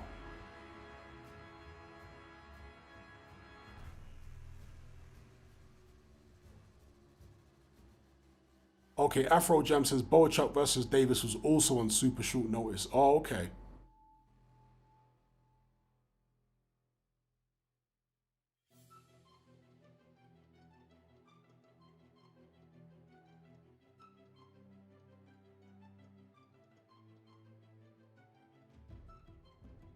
Ali says, then beat Sam Gilly at Tottenham Stadium to win the British and Commonwealth. Yeah, I saw that fight.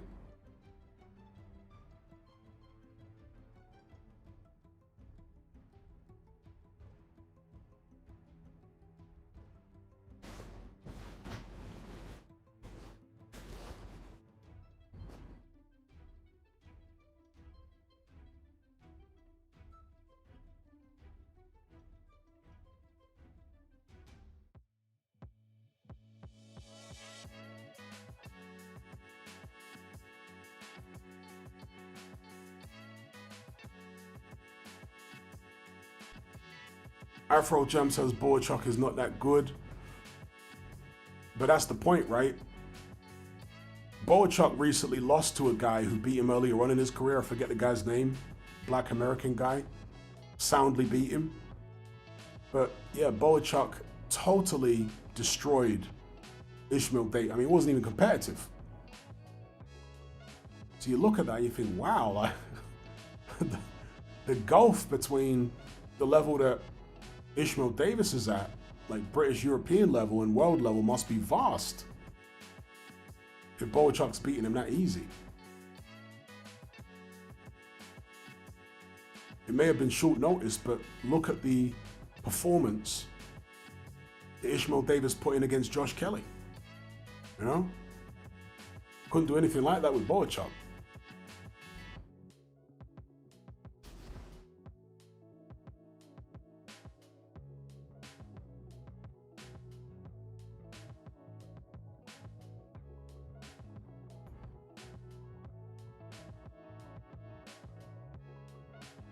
Triple R says, would Lewis have got even more stick from Brits if he settled in the US rather than Canada? At least Canada is a Commonwealth country, so Brits never called him a Yank, or pretty much no difference. To be honest, the perception that people had back then was that he might as well be a Yank. In fact, I remember people saying that, isn't Lennox Lewis a Yank because he's got an American accent? Because a lot of Brits really couldn't tell the difference between Lewis's accent and an American accent. So he did actually get called a Yank quite a lot by like casual boxing fans and stuff like that. So I don't really think it would have made much difference. I think people today are a lot more educated on geography and where people are from and the backgrounds of the fighters. Back then there was no internet. So they would just see interviews with Lennox Lewis and he didn't have a British accent and they were like, he's a Yank, isn't he? There was a lot of that. Yeah, he stayed in America, but he wasn't an American citizen. He was a dual British-Canadian citizen. The question was regarding, I want to say, well, actually, no, to be fair, he said, would Lewis have gotten more stick from Brits if he settled in the US rather than Canada? Well, I guess you mean moved to the US and won the Olympics for the US rather than Canada. I'm going to guess that's what you mean, because that's what Lewis did. He went to Canada at the age of 12 with his mum. So if he'd moved to America at the age of 12 with his mum and won a gold medal for the United States rather than for Canada, would it have been even worse for him with regards to trying to win over the British fans? Maybe. If that had unfolded, maybe.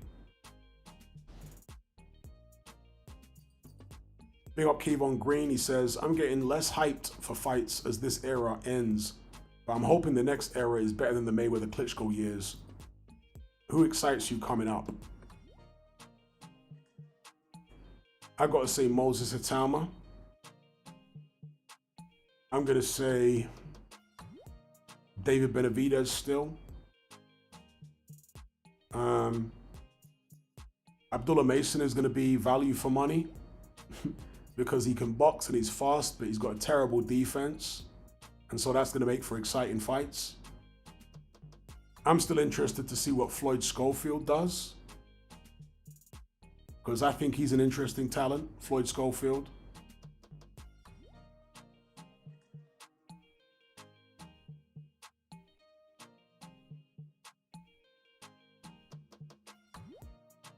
Afro Jam says he never stayed in the UK after leaving and only came back to the UK because the pound was worth more. No, that's not quite accurate. He did have a mansion in Crayford where he did stay from time to time. And as far as the pound being worth more, I don't necessarily think it was that. I think it was more because Lewis and his team knew, I mean, I'm not saying that wasn't part of the reason, but I think it was more so because Lewis and his team knew that it was better to be a big fish in a small pond than to be in America where the pond was enormous. You know, you had Riddick Bowe and Mike Tyson and all these huge names in America, George Foreman. Better to be a big fish in a small pond in Britain, because Britain hadn't had a world heavyweight champion for something like 100 years. And they were clamoring for a world heavyweight champion. Do you know what I mean? So from a marketing perspective, it would be easier to get some type of following. I think that was the thinking behind Lewis and his team. If he based himself in the UK rather than America or Canada, it'd be easier to get a following. Obviously, Canada's got a smaller population than Britain, so that really didn't make sense. Turning pro in Canada and being a Canadian heavyweight champion. But with Britain, obviously that's the home of the modern incarnation of professional boxing, Queensberry Rules.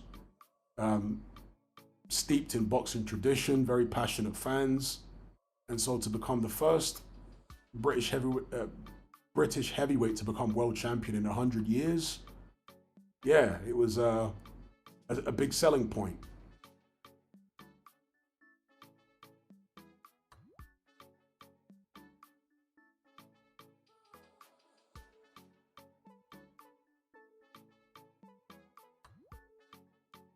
Okay, I don't know what this weird troll is doing. What's that all about? You do get some weird people online, don't you? Just spamming the chat with random stuff. What is that all about? Is it a bot or is it an actual person? What do you guys reckon?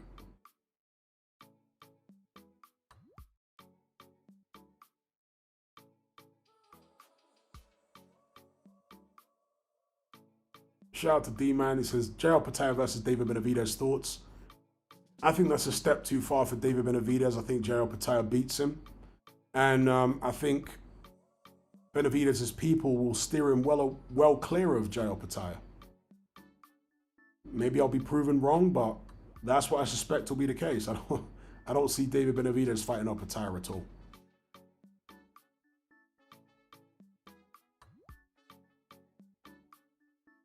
Big up 4 Fox. He says, I think Zerdo ducking Opataya is kind of shameful. Very shameful. Evil Uncle Phil says, I think it's a Partridge fan. Yeah, it might be. Because they are quite unhinged, right? Unhinged, excuse me. Indeed, D-Man. Joe Opataya is struggling to get fights. Nobody wants to get in the ring with him. Ramirez has blatantly been ducking him for what, a couple of years now.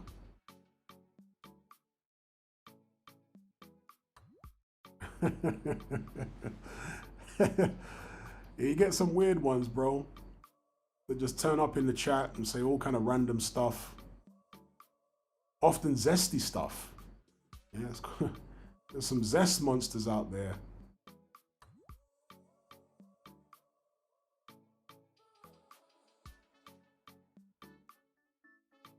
What do you think, D-Man, regarding Joe Opataya versus Benavidez? I think Opataya beats Benavidez, and I don't think Benavidez's team will go anywhere near Opataya.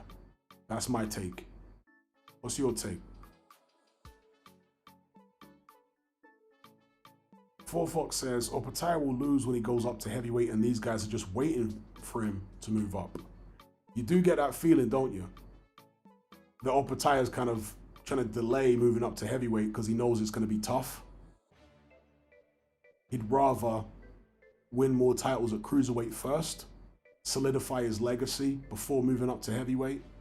Because if he doesn't manage to unify at cruiserweight and then he goes up to heavyweight and it's too much for him, he'll kind of be forgotten, you know? Maybe that's what he's concerned about.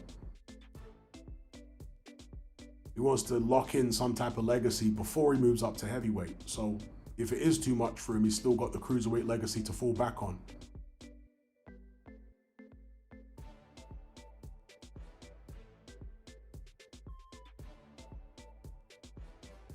Big up D-Man, he says, Jai would thrive in a scrap, which David loves. I just think the long-range sniping from Opataya and how vicious he is. And yeah, he does love a scrap. Is Benavidez really going to be able to take those left hands? I don't know, man. That's a bit too far, I think, for Benavidez.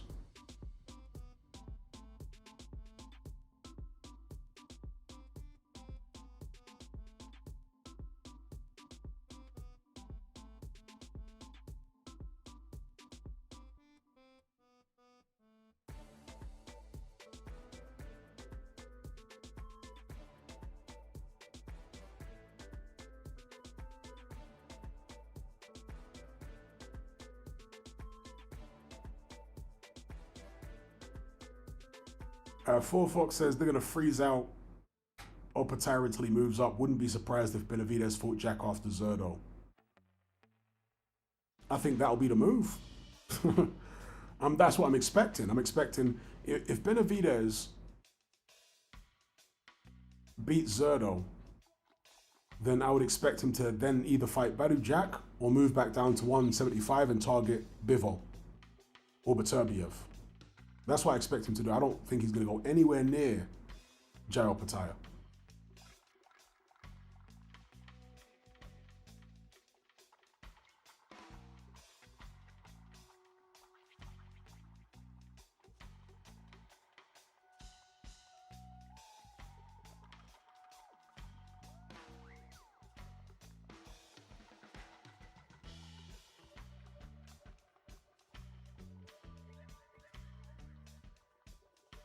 Evil Uncle Phil says, Badu Jack seriously needs to let it go and retire. The thing is, he's got this like Muslim privilege, doesn't he? Over there in the Gulf. He's like this ambassador for Islamic boxing. Islamic boxers. And I have to imagine that's why he's been allowed to hold on to this position as world champion or champion emeritus and still get all these paydays and whatnot. He's endeared himself to the royal families and stuff over there in the Middle East, and you know, they like him as their little mascot and whatnot.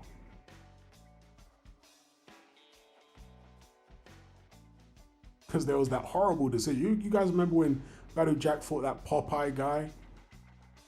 Was that in Saudi Arabia? Or was that in the UAE? And it was a horrible decision, but, you know. Shout out to Ali. He says, I love the second Breeders fight in Saudi. You could hear the effect in the shots and how much they wanted it.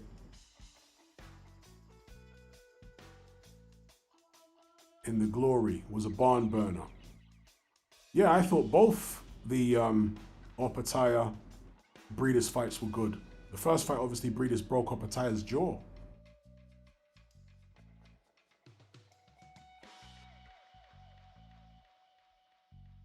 Shout out to Ali for the super chat every time. Yeah, I thought both fights were good. And I think that Opataya gets a bit too much criticism for how tough those Breeders fights were. I don't really get it. Breeders is a fantastic fighter. I don't see why people are of the view that Opataya was supposed to go in there and like blast Breeders out and not have any trouble. Like, who's ever blasted Breeders out? So, no.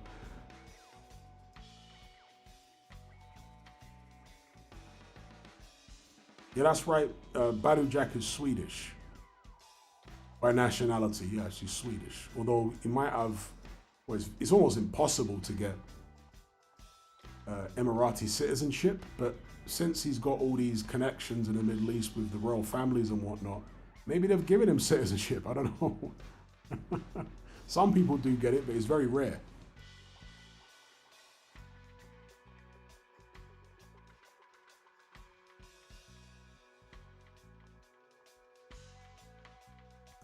And Badou Jack's family, I think they're from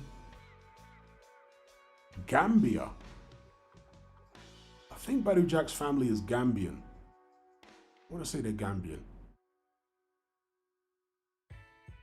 Big up Adam Folks for the super chat. He says James Toney versus Bernard Hopkins. It depends on when they, when in their careers. If you're talking about middleweight, I would go with James Toney, but at light heavyweight, I'd probably go for Hopkins. Yeah, probably go for Hopkins because the weight increase, I think, negatively affected James Toney more than it affected Hopkins. Although it sounds kind of counter to that when you consider the fact that James Toney actually won the cruiserweight title against Jirov and the heavyweight title against John Ruiz. But he also lost to people like Montel Griffin.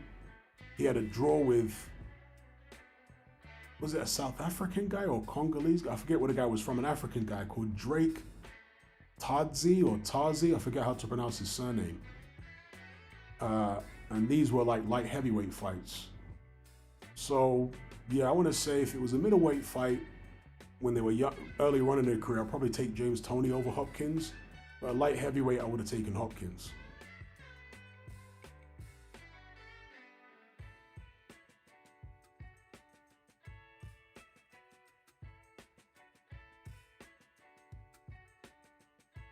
Pick up Atavistic Intellect. He says, have you read any Gustave Le Bon's work? No, I haven't.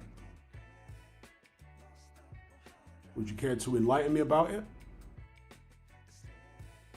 Someone says Badou Jack is half Swedish. Well, his dad might be, or one of his parents might be mixed race, as in half Swedish. Doesn't necessarily mean they're white. He certainly doesn't look half white, but you do get some mixed race people that look fully black. You do occasionally get those. But if I were to guess, I would say maybe one of his parents is mixed race and the other one's black.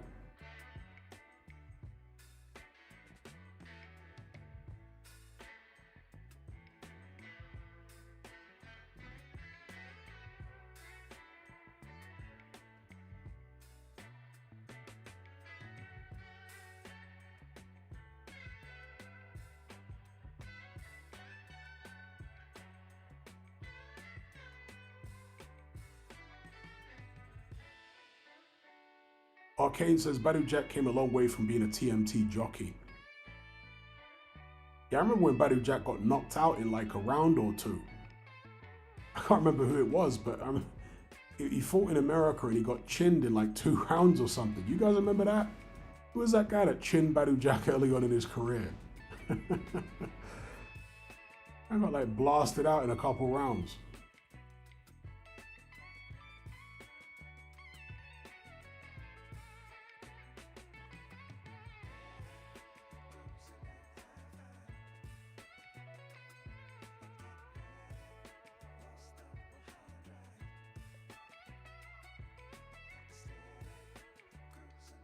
Even Uncle Phil says Badu Jack has a white mother. I'd need to see his mother to be sure that I could believe it. Is there any possibility that that's his stepmother or that he's adopted?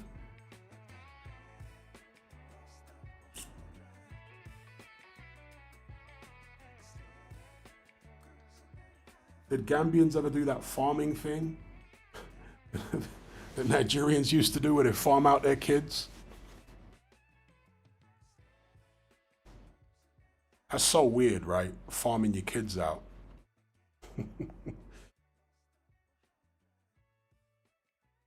In fact, Adeola Depot was farmed by his family. Do you guys know that? He revealed it in a video that he did. One of his, I think it was one of those vlogs that he does in his car. He revealed that he was actually farmed out by his family. And he grew up, I think, in Brighton or something, somewhere in the South Coast until he was like 12, Adeola Depot, with a white family. He was raised by a white family from when he was a baby until the age of like 10 or 12 or something, Adeola Depot. And then after that, he was sent back to his biological family. And he said it was a culture shock.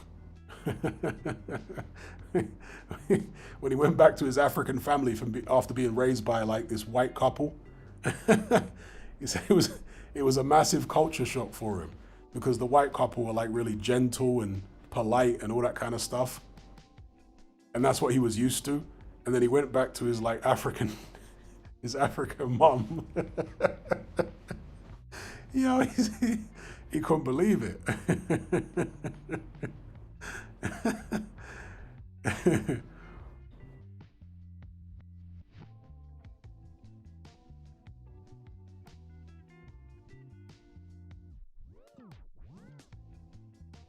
So basically, the farming thing, this is this practice which Nigerians used to do. I don't know if they still do it, where they would basically pay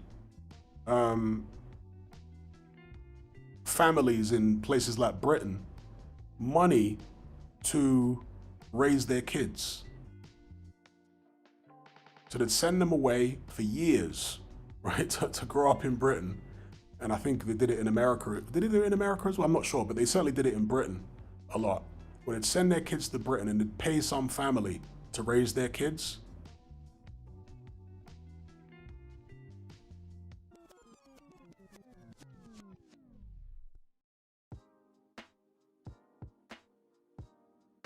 Afro Jam says, Badu Jack looks mixed. His hair texture is not like a black person. He doesn't grow his hair out. When he does, it's lanky.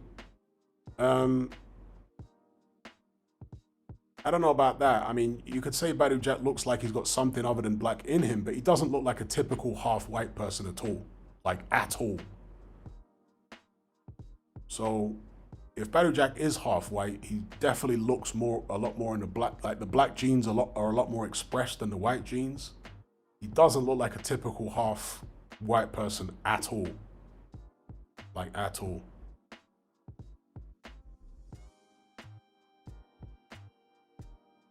His skin is much darker than a half-white person usually is. Much darker. His skull shape, his facial features.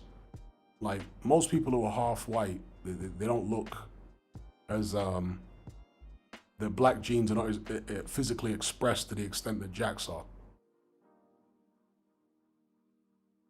Yeah, mixed people come in a variety, but the majority of them don't look as black as Badu Jack at all. I'm talking about the majority. That's why people were surprised that he would be half white, because most people who are half white don't look like that.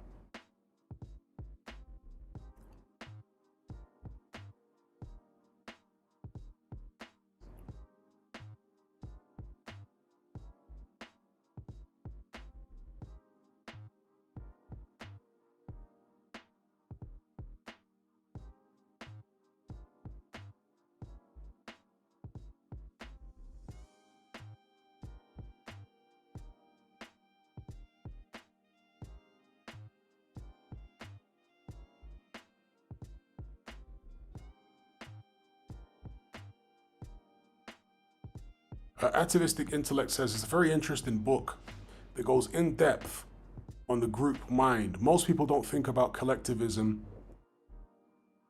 in an atomized way.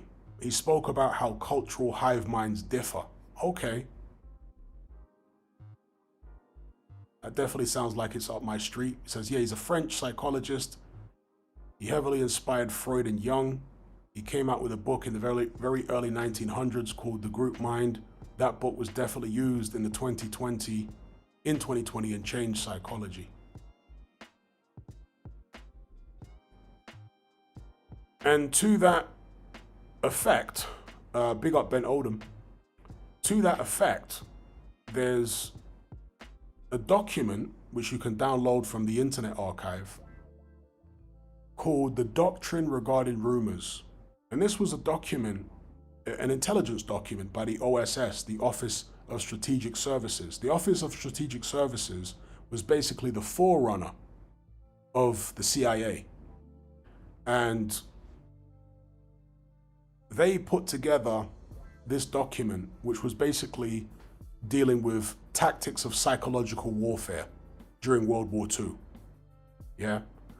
Ways to psychologically manipulate the target population, break them down psychologically and make them easier to defeat. And so many of the tactics which are described in that document, again, you can download it. It's a declassified Office of Strategic Services document, right? This is the forerunner of the CIA. So many of the tactics described in that document, I'm telling you, they were used in 2020, bro. They're not, those psychological warfare tactics are not just used on foreign countries and foreign regimes and foreign populations. They're used domestically as well. Just read that. It's not a particularly long document. It might only be 30 pages or something, right? But download it from the Internet Archive. I think it's still up there. It's called The Doctrine Regarding Rumors. Very, very interesting document. It goes through all these tactics of psychological warfare that you can use against the target population to demoralize them. And one of the things it says in there is that you should learn about the customs, the religion, the traditions, the beliefs, so on and so forth, of the target population. And you should play on that. You should play on their beliefs. Sometimes to give them false hope and then dash their hopes. Other times to play on their fears with regards to their beliefs. So for example, with Christians, there's this notion of the end times, right? Even with Muslims and Jews. But if you know that there's a fear of the end times, then you play on that. You use tactics which would have a Christian population maybe thinking that the end times are coming because of all these events and hoaxes that you're concocting. You know what I mean? Maybe you're putting signs in the sky or whatever the case may be to make people start panicking, and rather than thinking about defending themselves against the enemy, instead they're going into some type of religious inspired meltdown. So that's what it talks about in that document. Very, very interesting stuff.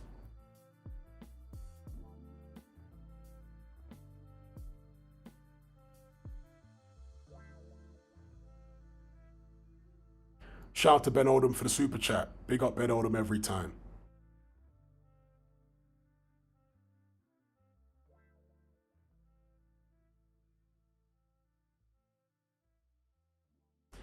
Yeah, I'm not sure where Afro Jam is going with that comment. No, Badu Jack does not look like a typical half black person at all. So I don't know where Afrojack going with it. He doesn't, bro. He doesn't. If you told me that I have known Caribbean people who do not have a white parent that have got straight hair. Yeah, I used to know a guy back in the days called Flower. That's the nickname we used to call him, Flower. And he was from Jamaica. Two Jamaican parents, but because he had something else in him, and he was relatively dark, like kind of brown skinned guy, but because he had some Indian in him, I think he had Indian in him, he had pretty much straight hair. Yeah. So, yeah, Badu Jack, if you told me he's got something else in him, you could believe it. But he does not look like a typical half black, half white person at all. At all. He doesn't.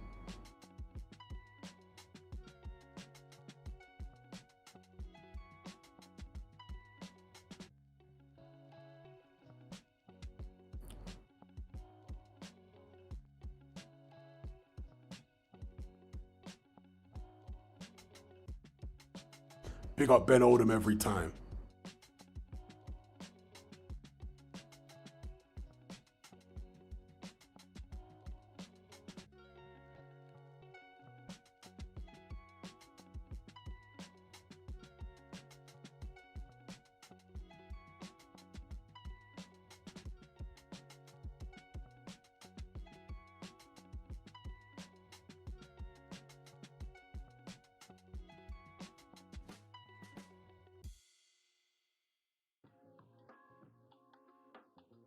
Yes, the doctrine regarding rumors. Just look it up on the Internet Archive, you'll find it.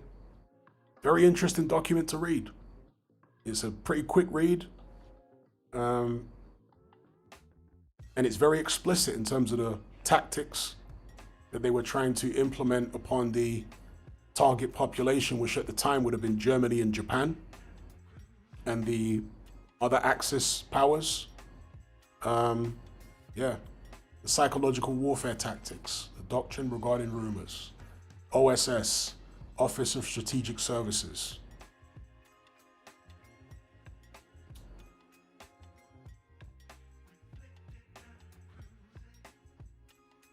And it talks in that document about how to use propaganda and how to use rumors and all this other stuff to break people down psychologically.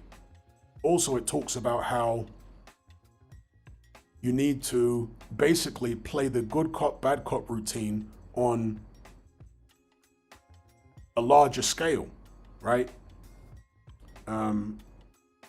As in, you give them hope one day, and the next day you take their hope away. You build their hopes up and then take their hopes away to demoralize them, to demoralize the target population like that.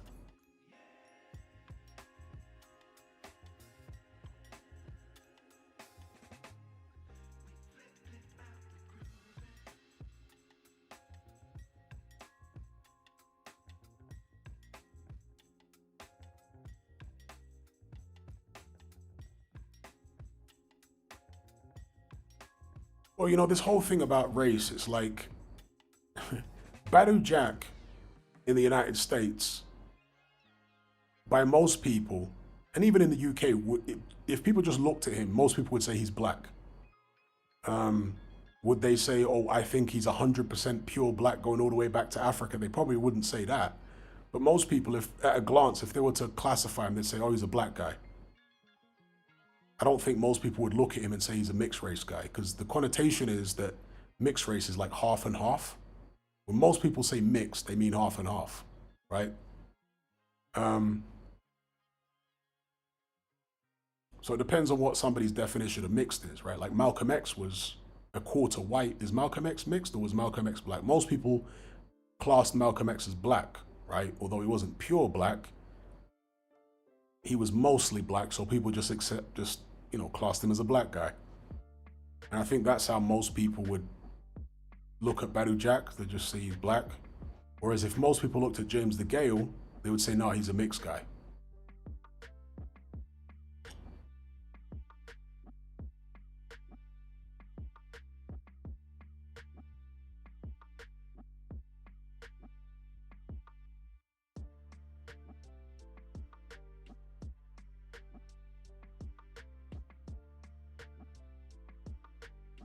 So it all depends on, how people define black, isn't it? You know, because black in Africa is very different than black in America. In Africa, um, in Africa, most mixed people are classed and referred to as white, believe it or not. Yeah. Not in South Africa, but in most other parts of Africa, mixed race people are spoken about and classed by black Africans as white people. And also somebody who's considered maybe like brown skin in Europe or America would be considered light skinned in many African countries. So for example, there's a YouTuber called Austin Holloman. He's a black American YouTuber, right? And he's kind of like browning. In the Caribbean, you'd refer to him as browning. He's a guy that's like nearly brown skinned. But in Africa, he's classed as light skinned and he absolutely hates it. Because in America, where he's from, light skin would be like Chris Brown. Austin Holloman is not anywhere near as light as Chris Brown, but because he's quite a bit lighter than most Africans, in Africa, they refer to him as light skinned.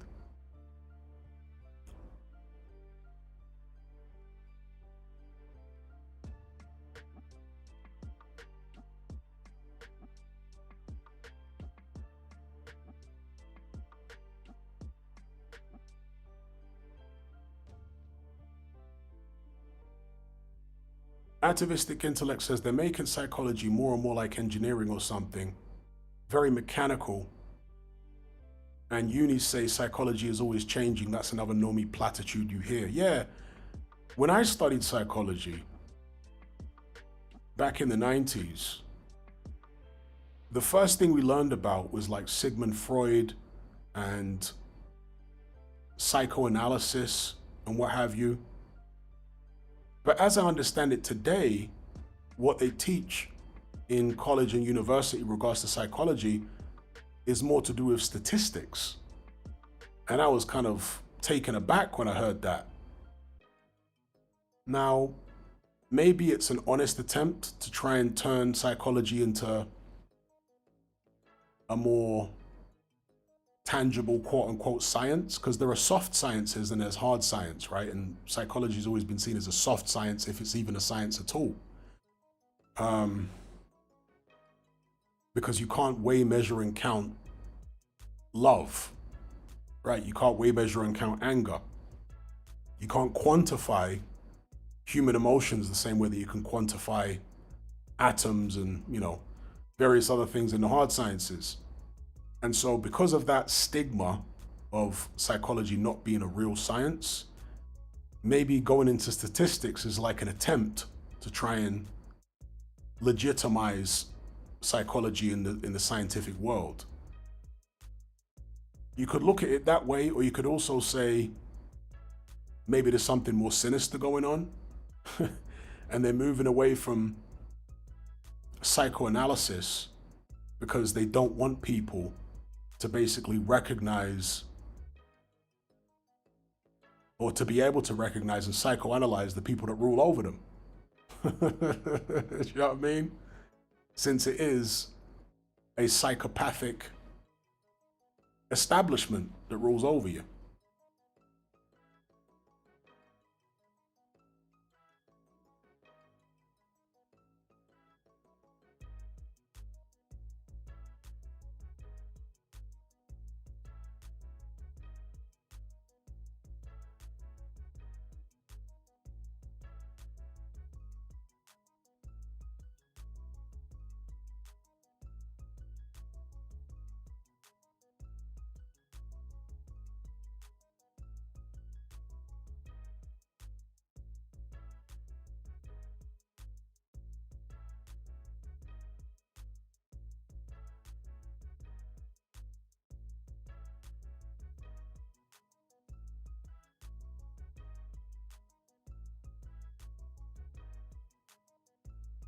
Atavistic intellect says he caught me reading a psychology book. Okay, he's talking about a retail security guard that had a degree.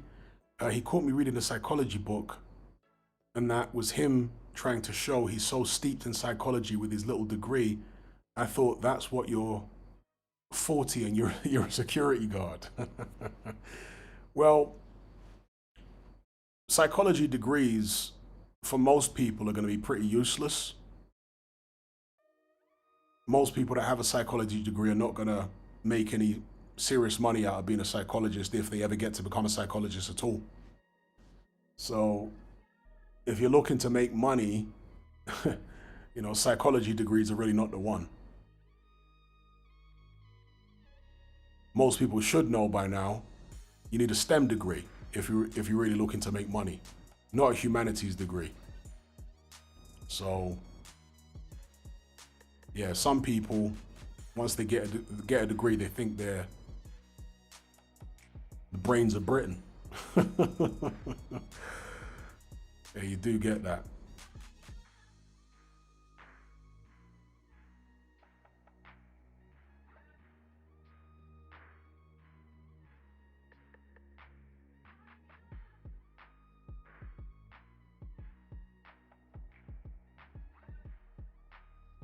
And the most amazing thing is, like, my ex had a degree in psychology, and she didn't seem to know anything about psychology. It was the most incredible thing. When I met her, she told me, yeah, she got a degree in psychology. I started asking her questions about psychology, and she didn't seem to know anything.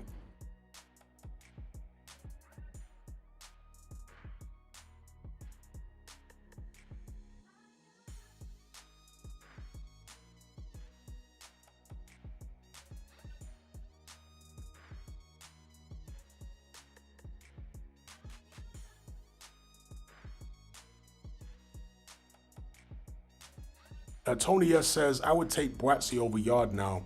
I think the fight might have been beaten out of Yard. I think the fight might have been beaten out of both of them, to be honest. Because Boatsy didn't really show much fight in him in his last bout.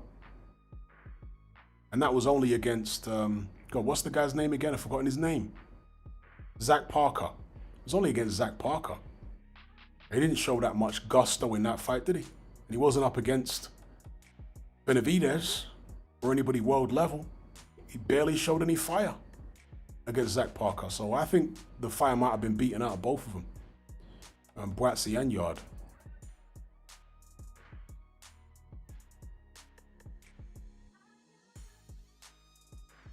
Yeah, the way that people use AI now to get their degrees is crazy. Or to help. Chat GPT and all that. Yeah, it's crazy.